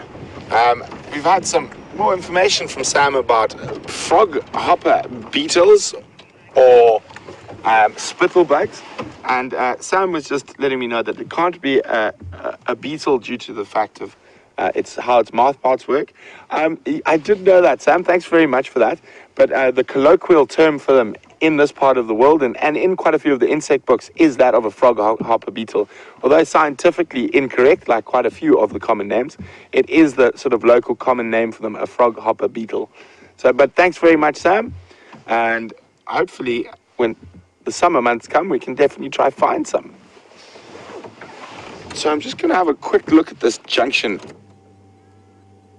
for tracks and to see if we can find a nice track that we can show you to how tracks age.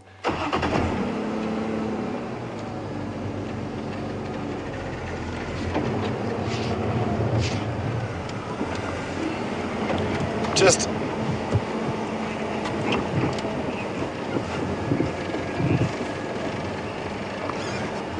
this is just a follow up with Billy from California, who was wondering how we age tracks. So I'm going to try find some really fresh tracks of any animal, and then I'll try age them for you.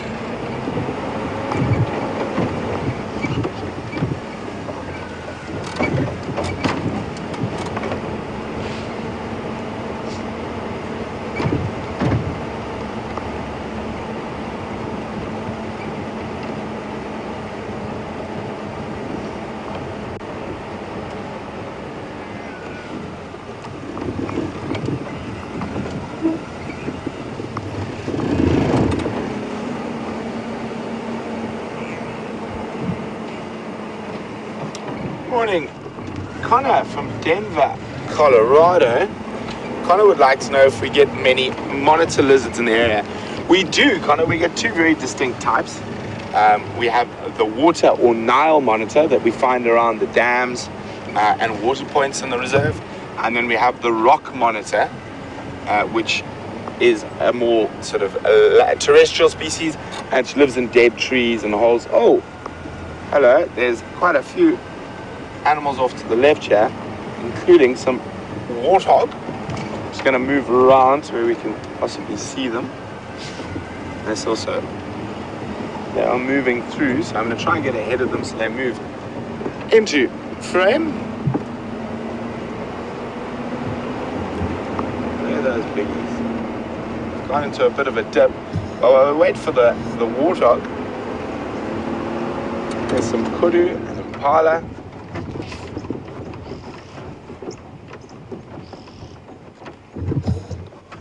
All feeding on the edge of this seaplant. Oh, there's some more warthogs. Lots of warthogs around here this morning.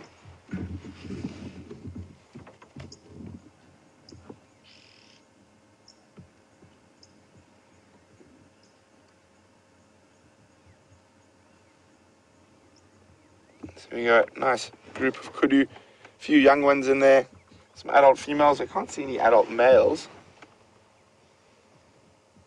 I'm just waiting for the warthogs to walk out into the open. There comes one now. We're quite close to the old hyena den that's not being used at the moment. There's, we'll have a look. The warthog's gonna, there he is, warthog.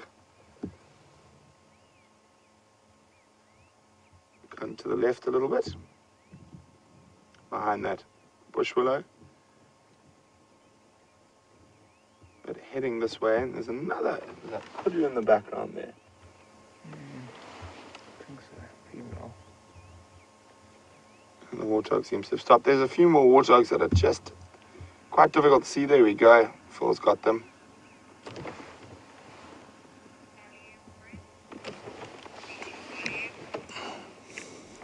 So there we go. Quite a nice little section of general game here. We've got kudu, warthog, impala.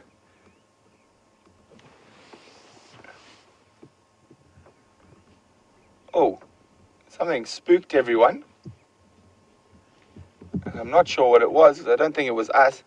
I think one of the warthogs might have had a slight panic, as they do from time to time. Not being as tall as everyone else, they can't see as well. And general rule with animals, if one runs, all run.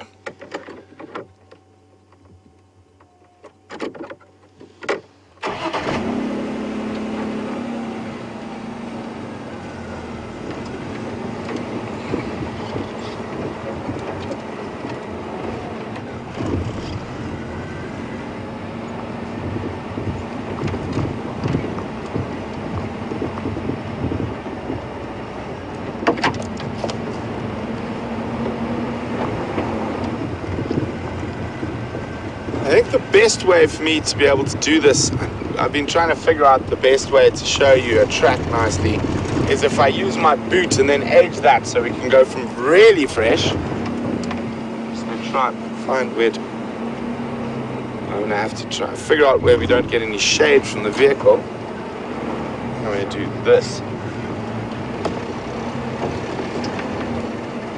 So I'm just going to pop off and go stand on the road, so you guys are able to see, and also take this opportunity to shed a layer or two.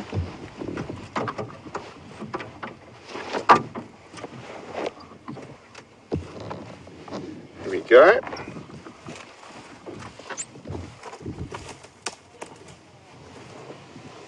Okay, so you let me know where's good for you, Phil. So you're going to be able to get my foot, and I'm going to go down. Okay, so here we go. How's my audio?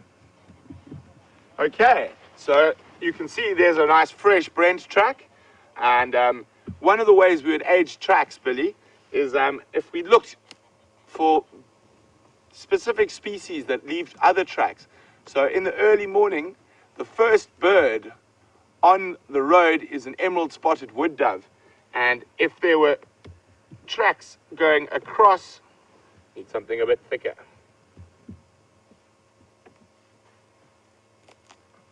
So if there were tracks going across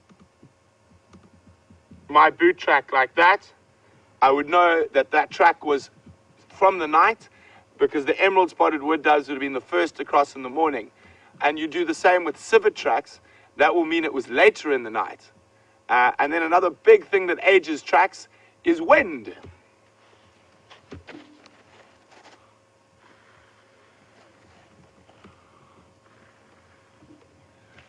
Now you can see that my track, the edges aren't sharp. So now I start thinking that possibly this track is a little bit older, maybe even from yesterday, and there's been wind during the day, or dust from a vehicle driving past that's covered it and stopped those defined edges. But now you look at my other fresh track there, and nice sharp edges, very nicely defined, compared to this, which is now looking like it's been there for a while. Well, I hope that helps a little bit, Billy, with you understanding how we age tracks.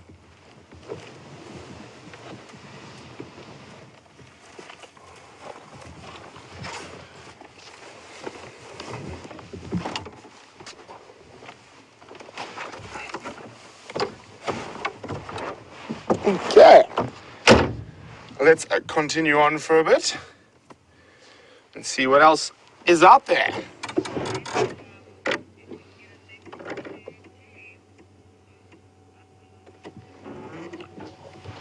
So, while we continue on looking for that last tree species. That for a very special question we're going to do a little bit later. We're going to cross across to James and see what he's been up to on Arathusa.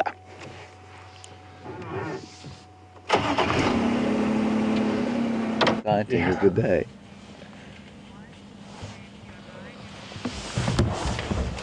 Hello everyone, welcome back to Wendy.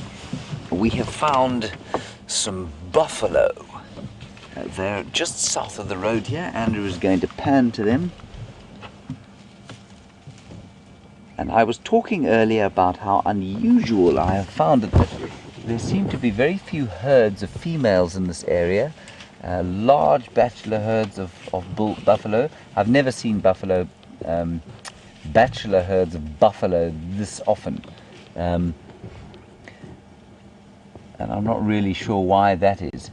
So again, any theories that might come through from the Twitterverse would be great. Like that one about the drongo's tail, which I think is a good one, now that I think of it. So bachelor bulls, all on their own. Some of them, I mean, now this is for the less squeamish, or for the more squeamish, this won't be an ideal sort of thing to look at. But what you can see on some of them is that the scrotum has almost atrophied. And that normally happens when the bull is no longer sort of of breeding age. But a lot of these bulls are definitely still of breeding age, and they really are wasting their time around here if they're seeking opportunities. Apparently there is a herd of females quite far to the north of where we are, but I've only seen one herd of females come through here.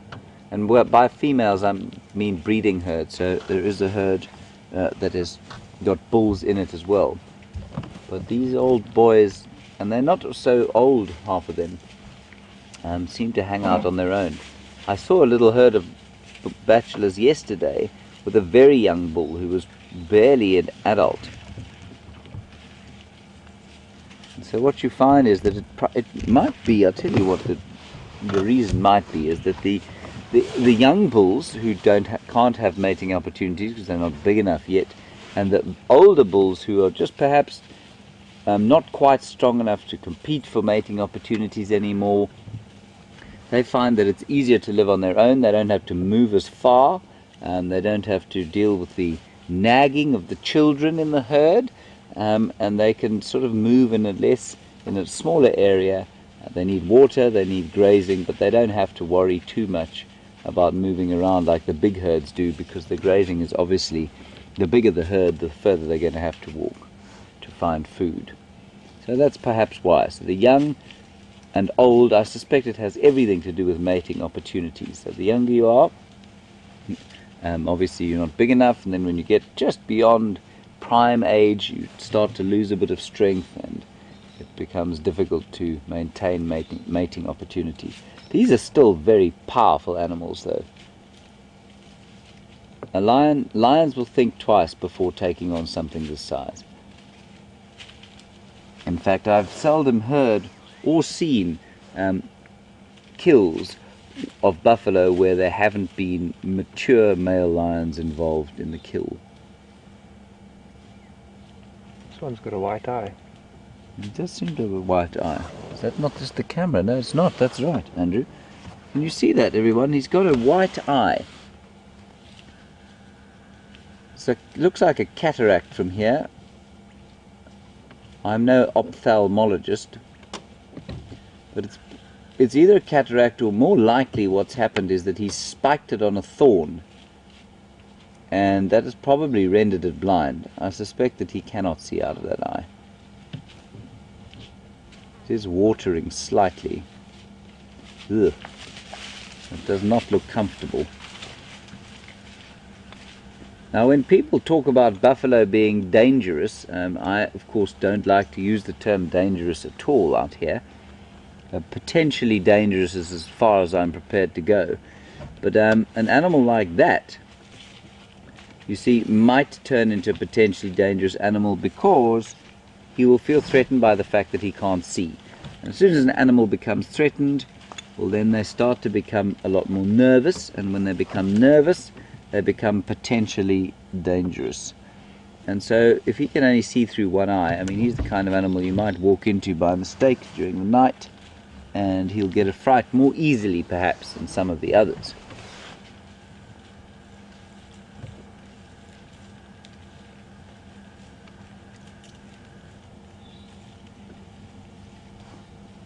Lots of scratching about, and the ubiquitous fork-tailed drongo is never far behind a herd like this. There's one just behind the one that's scratching himself there on a tree. I don't think Andrew will pick him up behind all of the bushes. You can see the red on the top of that one's horns as he's scratching, and that's from scratching against slightly bigger trees, often marula trees, or there you can hear the oxpeckers coming in.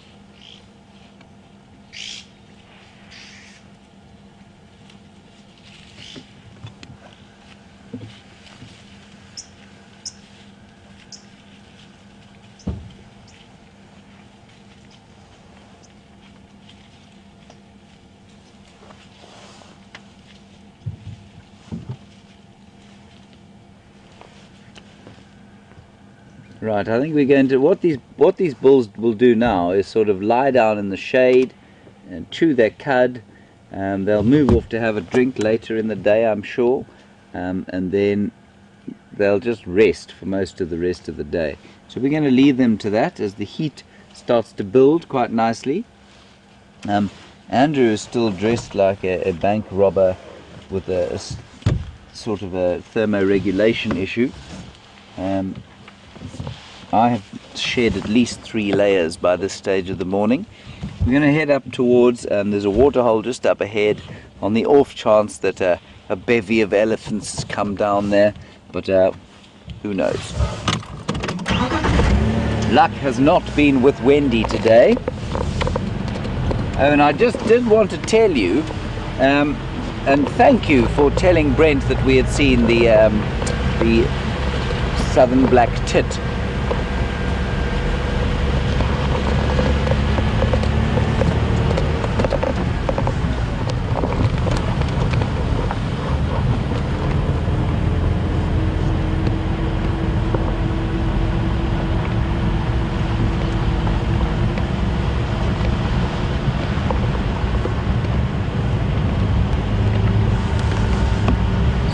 So Cadria, William, Chris and Safari, thank you very much for your contributions on the design of the fork-tailed drongo's tail.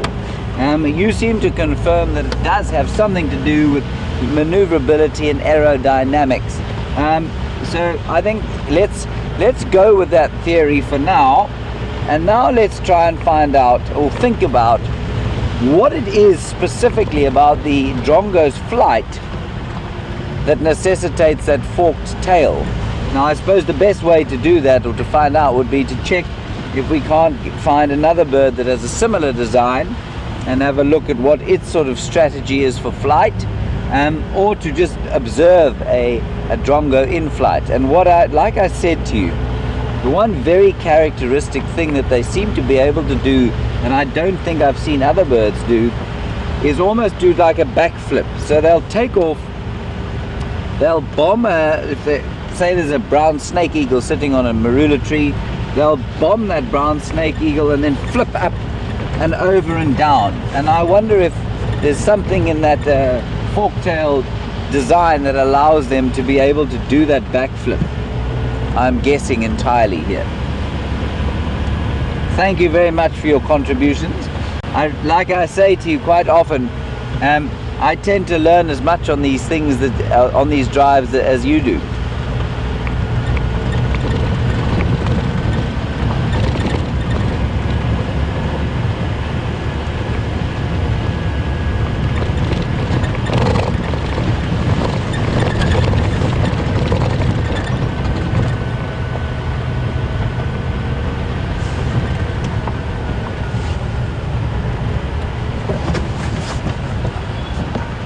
Shorty on Twitter, thank you for your question, a good one. Do oxpeckers alarm call? Nice question, because it's important. I'm just going backwards here, not because I'm trying to be artistic about my answer, but because I've seen some leopard tracks.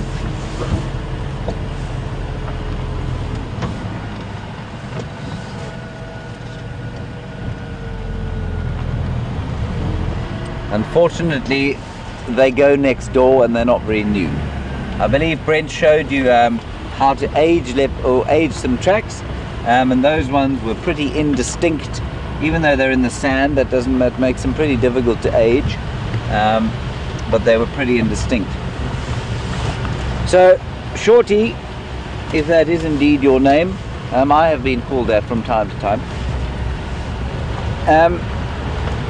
Oxpeckers do alarm call. They make like a buzzing sound. That sound that you heard there when they were coming in to land, is the alarm call is very similar to that. And it's important because when you're walking in the bush and you hear that alarm call, they're often alarm call at predators, which will put the animals that they're sitting on, so like those buffalo, on high alert. And what you don't want is to blunder into some buffalo or rhino when you're walking, and so you listen very carefully out for that alarm call, and they'll alarm call at us, which warns the animals that they're sitting on. So it's a really nice early warning signal for us as well. Good question.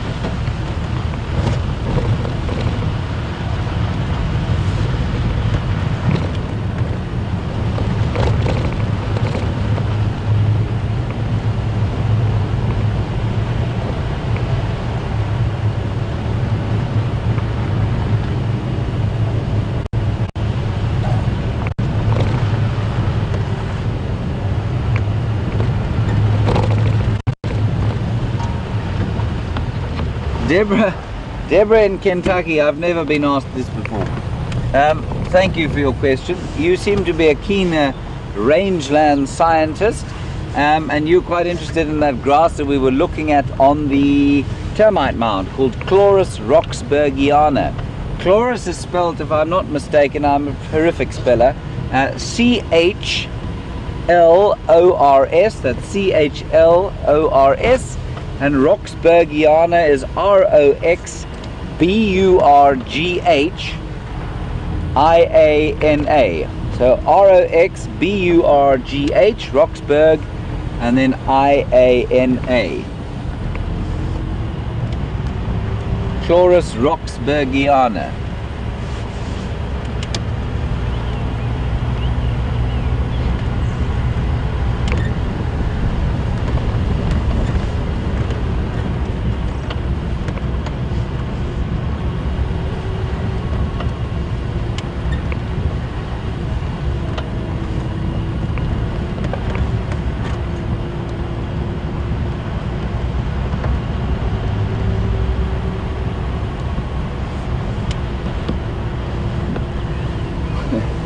William in Virginia Beach, thank you. You seem to have definitively solved the fork-tailed drongo problem. There's one flying here, Andrew. Let's just try and get him while we talk about this. Sorry, he's gone a bit further. William in Virginia Beach, you say that you have found that a fork-tail, well, not that you found, that you found research that says a fork-tail like that, with an angle of 120 degrees, I think it was, is the almost universally accepted optimum for flight maneuverability, especially in terms of pitch and yaw, which I think, if I understand correctly, pitches would be up and down and yaw would be from side to side. So it would seem that the fork is for that, especially when spread. What I suspect is, therefore, that, and in fact, I think of a crowned eagle in flight, it doesn't have a very straight tail when it's spread out. They've probably also got a bit of a fork there. And so while the fork-tailed drongo has a permanent fork, I suspect some of the other very maneuverable birds then can probably fork their tails almost at will. That is fascinating information, and I'm glad we've had such a great discussion on it.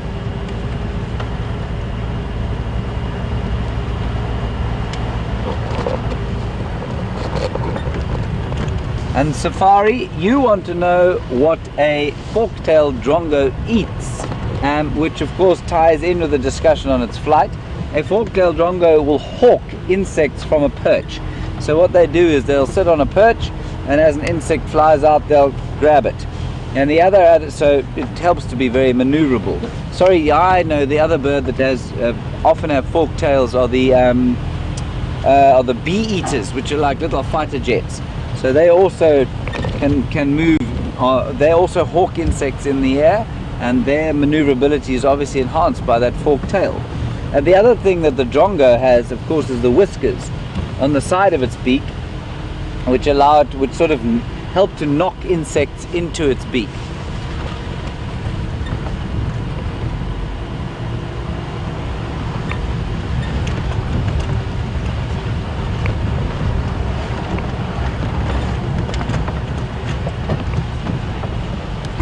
So indeed, and some people have pointed out that swallows have forked tails. In North America they have them here too, not sort of pronouncedly forked, but sort of curved like that. And that obviously they're some of the most maneuverable birds in the world, and also of course use hawk insects out of the air. Thank you all for your contributions, and that really is fascinating to me. We're going to cross over to Brent and just see what he's managed to find, and we're going to head off to the water hole, and we'll see you just now.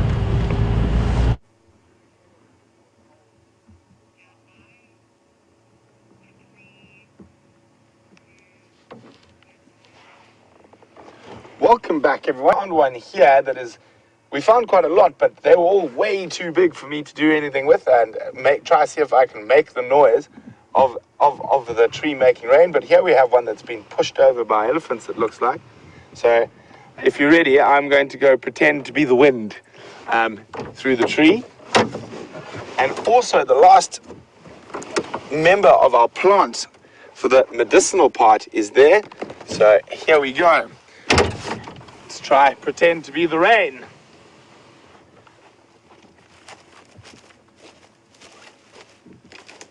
Try and find a good spot to climb. It's hopefully the mic picks up the noise of the leaves.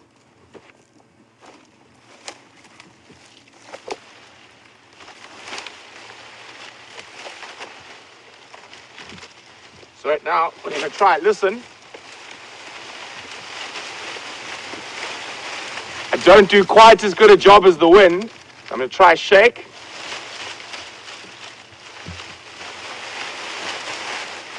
Not quite the same as the real thing, I'm afraid, but as a kid, for me, it really sounded like rain, but maybe not so much. But the last plant as well. Oh.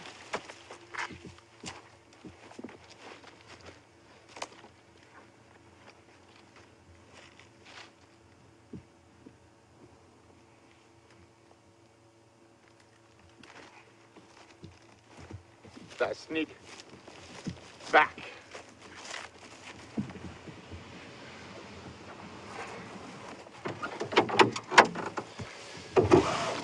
Okay, I'm back after making myself look like a bit of a baboon in the tree.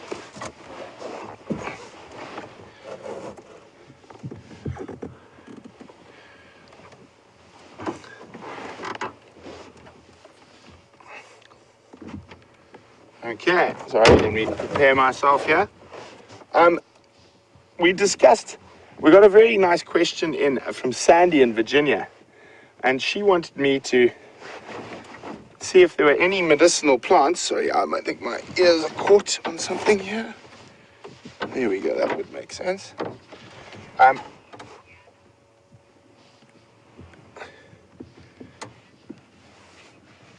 Sandy from Indiana. That was the tree at the back there. That is a silver cluster leaf. So since that's the last tree we've got, we'll start with it. So we have the branch here. And Sandy's question was specifically about medicinal plants that could be used to treat open wounds. So I've got quite a nice book that specifically deals with the medicinal uses of trees. So we did a little bit of research while we were off air, and here we go. We have a silver cluster leaf, and this is used in tropical Africa, so not so much down here. to treat open wounds. And the way they're prepared is the leaves are actually mixed in and crushed into a paste, sometimes with mealie meal, and then applied to the wound. So unfortunately we don't have all the tools to actually try and make the concoction here, but the leaves are crushed and I suppose ground with a pestle probably, so ground into a paste, and they'll probably use, let me just check here, maybe a bit of fat or oil in that to get a bit of a sticky substance to it, and then that would be placed on the open wound. Interestingly enough, that's used more common in this part of the world to treat eye infections and for pneumonia. And the bark is taken as for diabetes. So the bark again is ground with a pestle into a paste, or actually into a fine powder once it's a bit dry, and then that is taken as a control for diabetes. So that was one of the 3 species that is used for open wounds that we see quite regularly in this area. And the other one is one we all know very well, and it is a buffalo thorn. And you can see there's very distinct, one straight thorn, one hooked thorn. So a very important species, not only spiritually from a lot of African cultures, but also medicinally.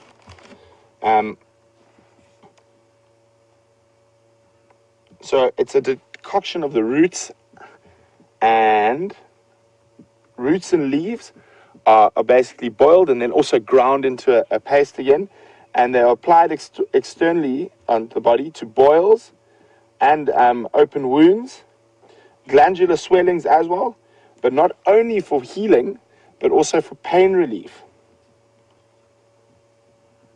So here's another one, and when we know more about the sort of spiritual side, we speak about how the the hooked thorn captures the spirit of a deceased relative that has died far away from their home, and then the straight thorn releases that spirit back into the traditional home. But we've spoken about that quite often. We haven't really done the other medicinal things. Roots also used as a remedy for diarrhea and dysentery.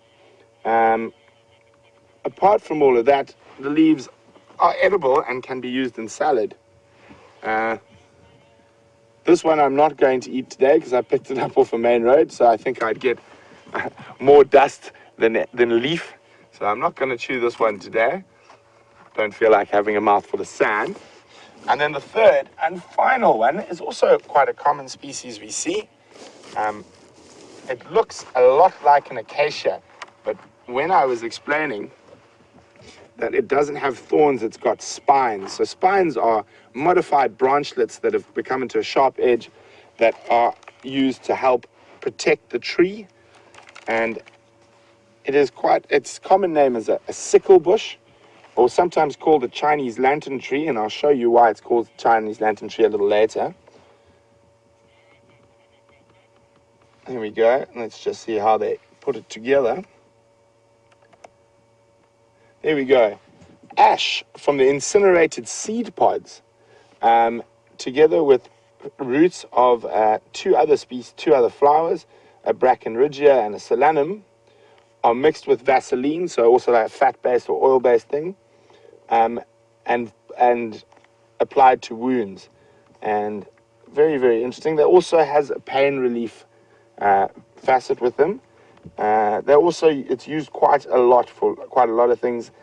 Toothache, backache, syphilis, leprosy. It's used as a purgative, an aphrodisiac. Also used as a sort of traditional, the roots are ground up and mixed with other plants to use for infertility, so a fertility drug, and quite interesting. So this book goes a little bit more in depth. So the dried fruits are shown to have an antimicrobial activity, so there is a bit of sort of a healing in it, but I'll show you now what the seeds look like and why it's sometimes called a Chinese lantern tree. So the seeds of the sickle bush are very sickly and roundly shaped, and we don't have any at this time of the year. But there we go. That's the. And then if we go a little bit to the right, you'll see the flowers. They're said to look like Chinese lanterns. So when this tree is in flower, it's very, very pretty, and there'll be a lot of them. As you can see up in the top, look like little lanterns hanging off the tree. So Sandy from Indiana, I hope that helps answer your question about the different tree species we get here that are used medicinally. I can now deposit these back into the bush. But now where's that buffalo thorn? Did I get the buffalo thorn? Because knowing my luck, it's the one I would sit on. Oh, well, it looks like it's escaped, so hopefully I don't end up with a thorn in my bottom.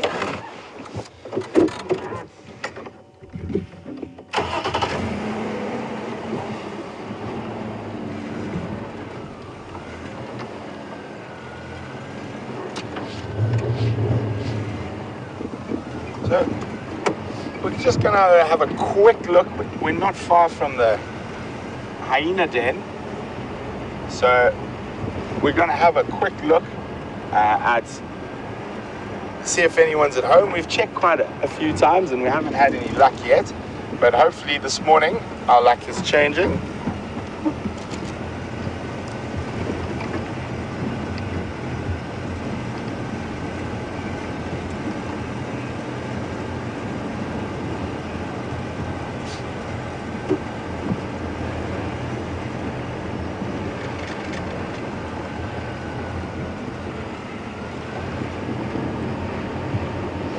Hi, William. William just made a comment that the tree sounded more like rain than the Cokie Franklin sounded like it was saying Cokie. Well, thanks very much for that, William.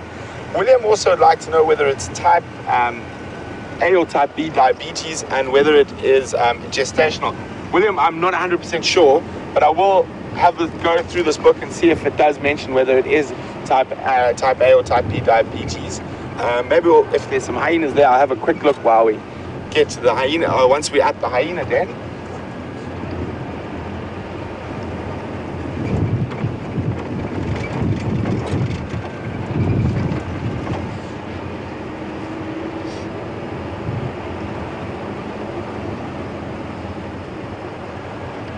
We're nearly there, so everyone get your eyes ready. Remember, quite often the adult hyenas might not lie right next to the den. They'll be around, so we're looking for ear flicks, a tail flick to try to keep the flies away, even a slight little bit of movement or shade, a different body shape in the grass or in the shade.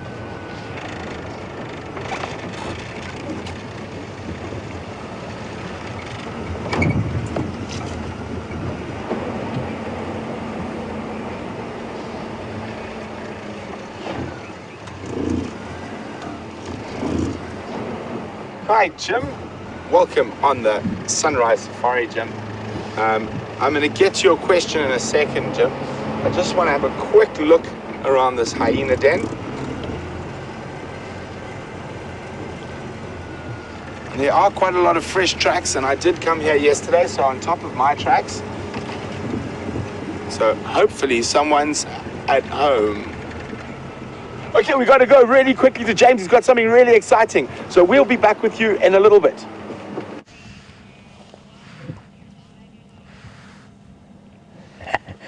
Hello everybody.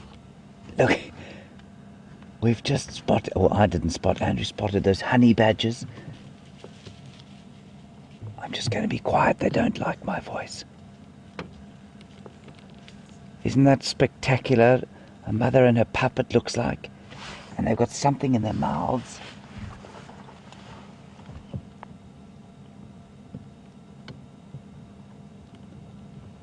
I don't know what they're eating. Come on, come back. Oh, that's beautiful. Isn't that wonderful? Look at the size of the claws. Andrew, can you get them? Fully zoomed. The little baby. Trying to stay as low to the ground as possible, the little one is.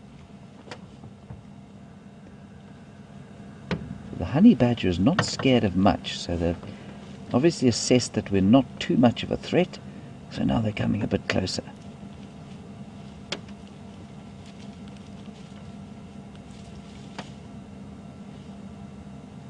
They definitely had found something in the sand there that they were eating. Oh, that's wonderful. As we spotted them, Andrew said, this beats a herd of elephants. And I suppose it does, because we so rarely see them.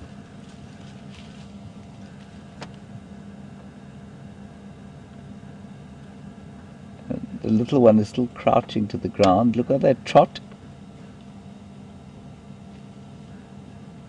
Tail up. And they'll produce a very foul, skunk-like smell if they are threatened.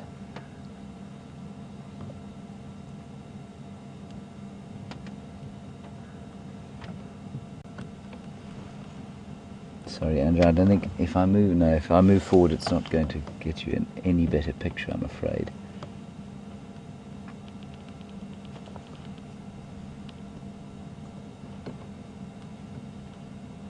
Oh, that's just great. What a special thing to see.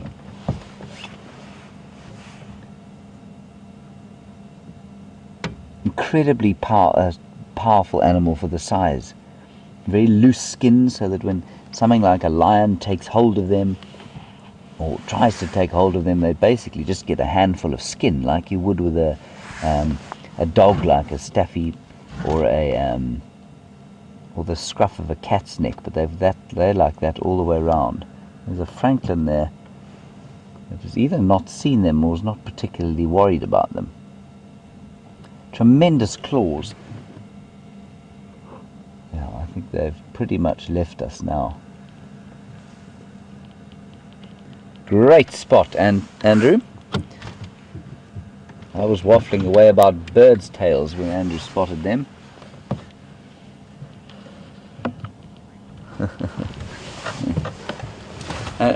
William, I believe you have called this the Holy Grail of sightings. Thank you for that. I tend to agree with you today, especially. Spectacular. Called a honey badger apparently because they do like to eat honey, and they do like to eat the larvae of bees. And the big story, of course, is that of the honey badger and the honey guide, which is a bird that comes along and will sit above you and chirp. Its normal call, or the greater honey guide, was the most common one here, is a call that goes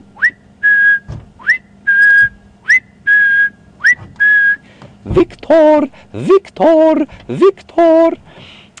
But when it wants you to follow it, and when it goes and it finds an animal like that, it sits above them and churs. Head pop up. Andrew says its head is over there. So while I continue to waffle, it's just behind that log there in the distance. That movement you can see in the grass there is the honey badger. They might come back. I'm seriously tempted to cut a piece off Andrew and just put it there and see if it doesn't tempt them to come out from hiding. Anyway, that bird will then lead the badger. That churring call is basically saying, follow me, follow me. And the bird will then follow the badger. The badger will then follow the bird, to a beehive. There he is, looking up over the top.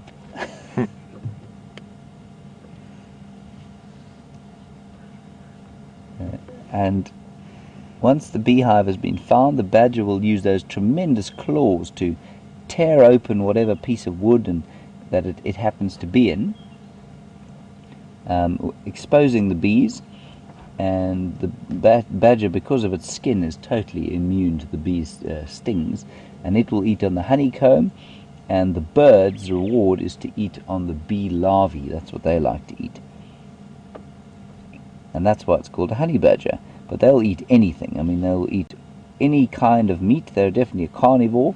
They'll probably eat the odd bit of fruit, but they'll eat termites and mice and ants and squirrels and a bit of carrion here and there, lizards and snakes. They'll definitely eat snakes. And and anything they can get their teeth or claws into.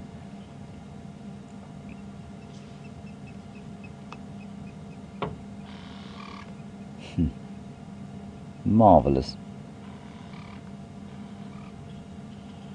And very unusual to see them in the day. I mean, I've seen them a few times at night, but mainly very seldom during the day.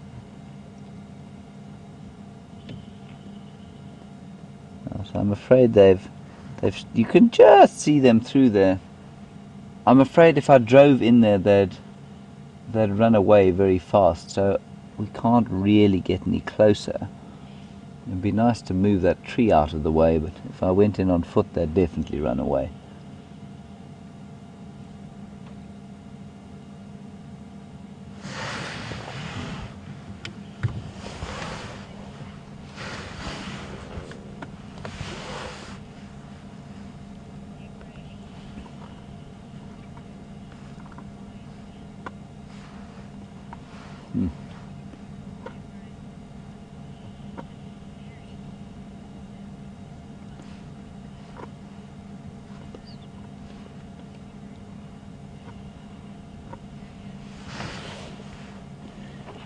Deborah in Kentucky and Marianne in Boston and various other others in the Twitterverse.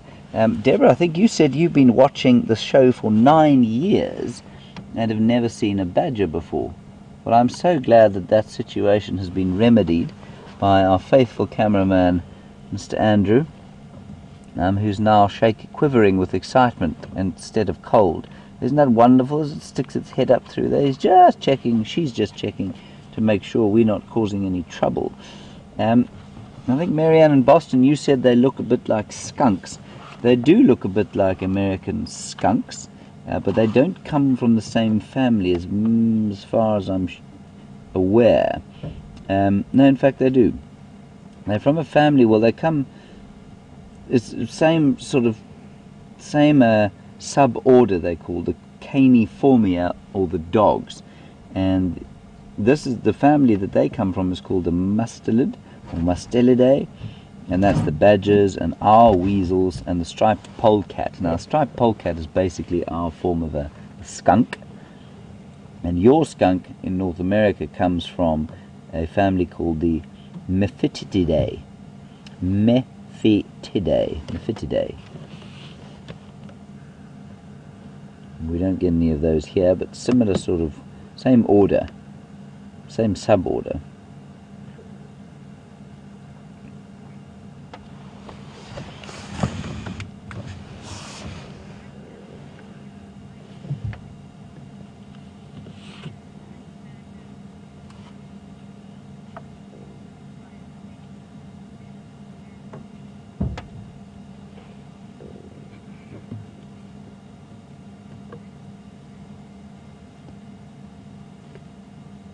Hello, Rick and Susie. You ask a lovely question. You're sitting in Hawaii. Lord knows what time it is there at this time of the day. I'm not sure if you're in tomorrow or still in yesterday. But welcome to it, and we're very happy to have you along. And lovely question. I think I know exactly where it comes from. There's a wonderful documentary about badgers where a badger gets bitten by, I think it's a snouted cobra. It may even be an Egyptian cobra,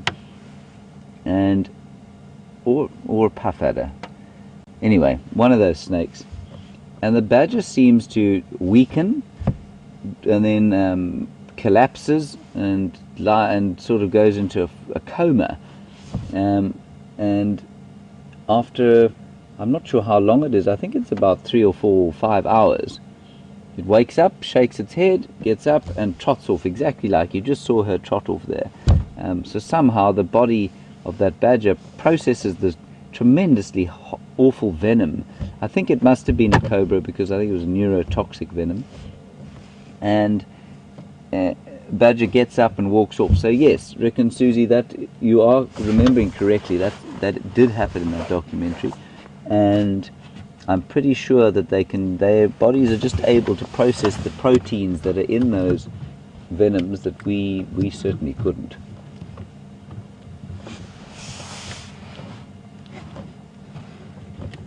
Curious one, you have a good question. Do honey badgers den? The answer is yes, they do. They will make a den, just like so many of the other animals out here, in a termite mound, smaller hole than the hyenas or wild dogs will use, obviously. And in fact, I suspect that this female and her pup was seen going into, there was a den just around here, not too long ago, that I've checked out a few times and not seen anything there. And I suspect that's where she and this pup were. I think at this age, though, probably out of the den, and wouldn't be. They might go back to it to rest, but otherwise they'll find some thick bush to hide in.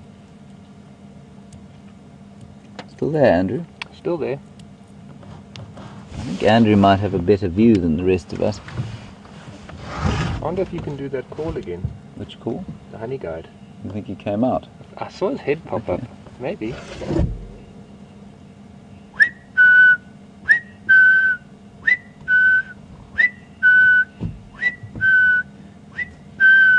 So we're just doing the honey guide call there. Andrew says he reckons that's what made her stick her head up. I'm not convinced myself. We haven't managed to induce her to do it.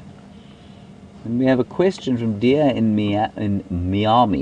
Miami, Florida. Thank you for your question. You want to know, do they have a family unit like a human being, or is it the female that does all the raising of the babies? There are no animals out here that have a family unit like a human being, really. And I'm afraid the onus of raising the young falls entirely on the mother, as you saw it there.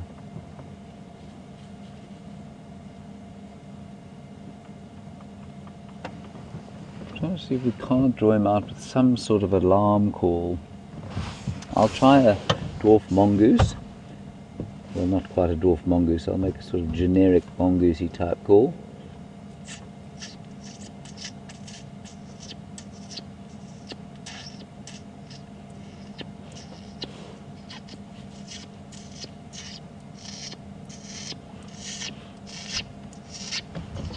Definitely lifting her head now. There we go.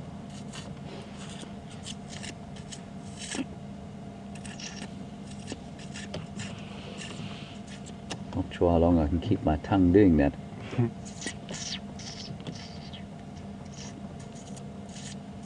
Look at the little one with its tail up in the air.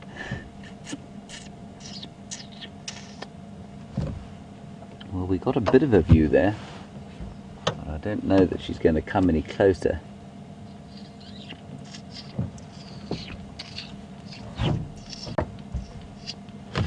Andrew, should we try and just go a little bit up the hill here? We might get a view down through there. In fact, I'm not going to move until you've lost her completely. I think it might be now.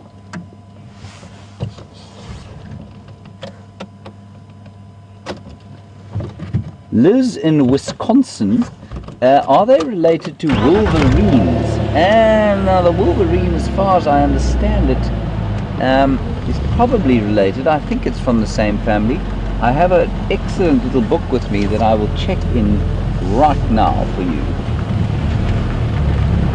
Certainly the same sub-order as we were looking at there. And I'm going to stop here and see if we can't spot her through there. Liz, let me get back to you immediately. I see no reference to the wolverine here, I'm afraid. Oh, here they come. Here they come. So I'll have to get back to you on that. Liz, sorry, this car is about to disappear down the road. Sorry about that, Andrew. Okay.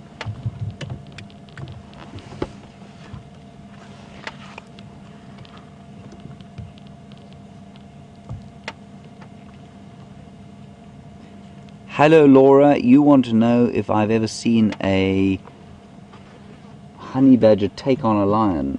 No, I haven't, but I've definitely heard of it happening, and I know people who have seen them.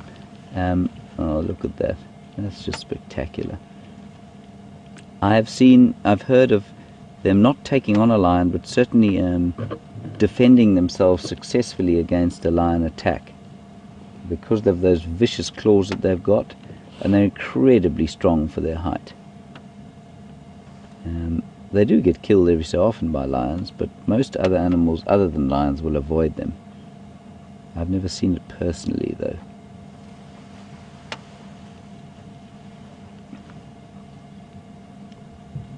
Disappearing into the undergrowth again.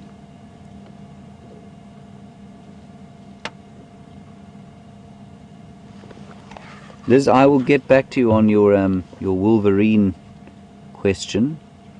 No doubt the Twitterverse will be able to find out immediately, but I don't see a reference to a wolverine here. I suspect it's part of the suborder Caniformia, or the dogs. Oh, they're going to cross the road up there. They're going to cross, really? Yeah. And we can still see them, so I'm going to go forward quite quickly.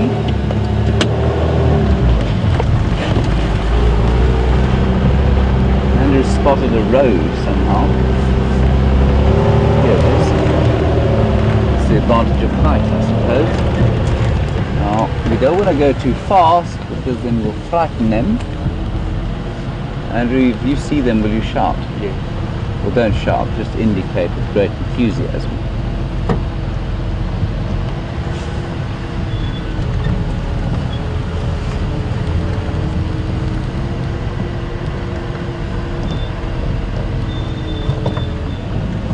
Any idea? Some big lion tracks on this road. Yeah, I got them. I got them. You got them? Yeah. Perfectly. Oh, that's wonderful.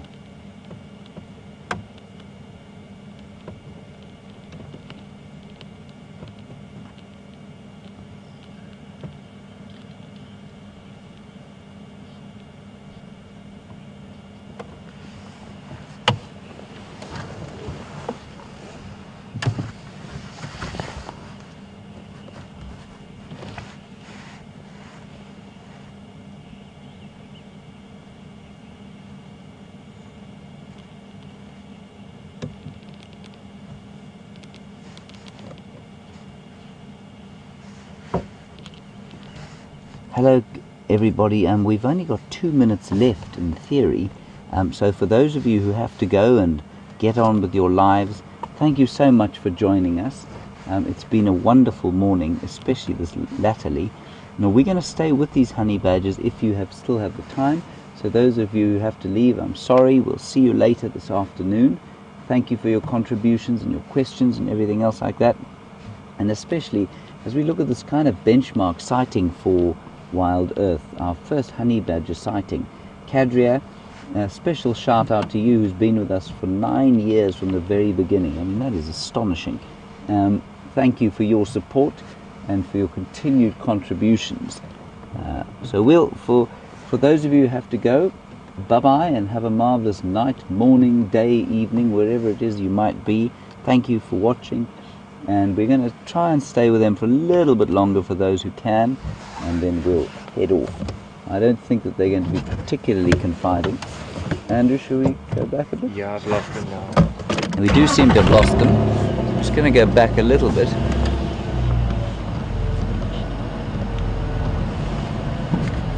Say when I'm looking behind me, so I can't see them.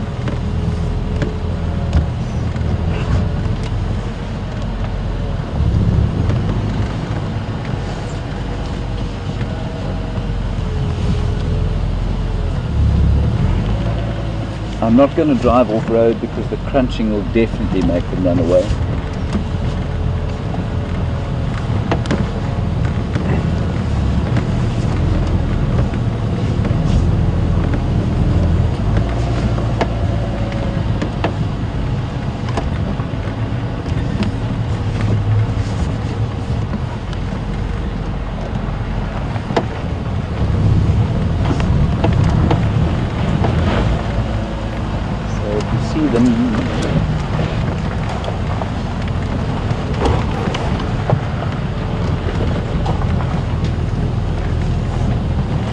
They've disappeared. They may be back in the drainage line. We'll have a quick look there.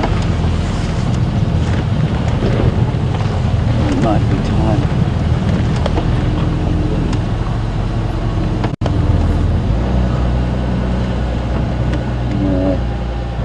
No, everybody, I'm afraid I think that's it.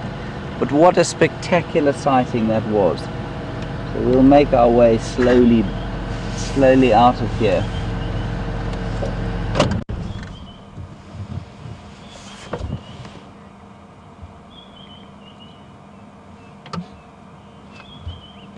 So Ramey, you ask, are we going to have one more question on the hyena, on the honey badgers? You want to know, would a honey badger ever be killed by a hyena? Yeah, possibly. It's possible. I mean, a hyena is a pretty brave thing, pretty strong, pretty big, pretty powerful. But if it was a group of hyenas, absolutely certainly it would be a threat. But, you know, a honey badger is not exactly a delicious meal for anything. So they're quite a dangerous meal. It's a bit like a baboon to a leopard. Baboons are apparently quite tasty for leopards, but it's a real risk to try and catch them because of their teeth and their size. And it's a bit like that with the honey badger and the hyenas.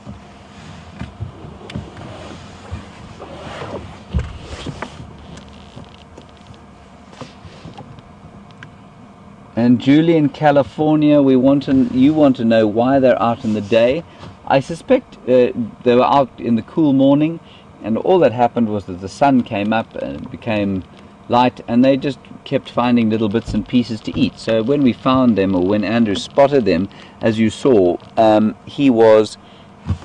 female was eating something, and I'm sure the baby obviously doesn't have a choice whether it can go to bed or not. But basically, they will choose to move in the crepuscularly or into the night time. But if there's food around during the day and they happen to be moving during the morning and they find food, well, then they'll be out. And especially if they don't feel threatened. I think the big male lion track we saw up there was probably from yesterday. So everybody, that's it. Thank you for staying with us, especially if you ran over time with us. We're going to head off to have breakfast. Andrew's about to expire from a lack of food and cold. He's used a lot of food in his the generation of heat in his body today. I'm feeling fairly peckish myself after watching those badgers having an eat. So we're going to head off. Thank you again for all your contributions and questions. Especially love the discussion on bird tails. I shall go and do some further research there, and we'll also try and find out if the honey badger is related to the wolverine. Have a marvelous day, evening, morning, whatever part of the day you happen to find yourself, and we will see you a little bit later this afternoon.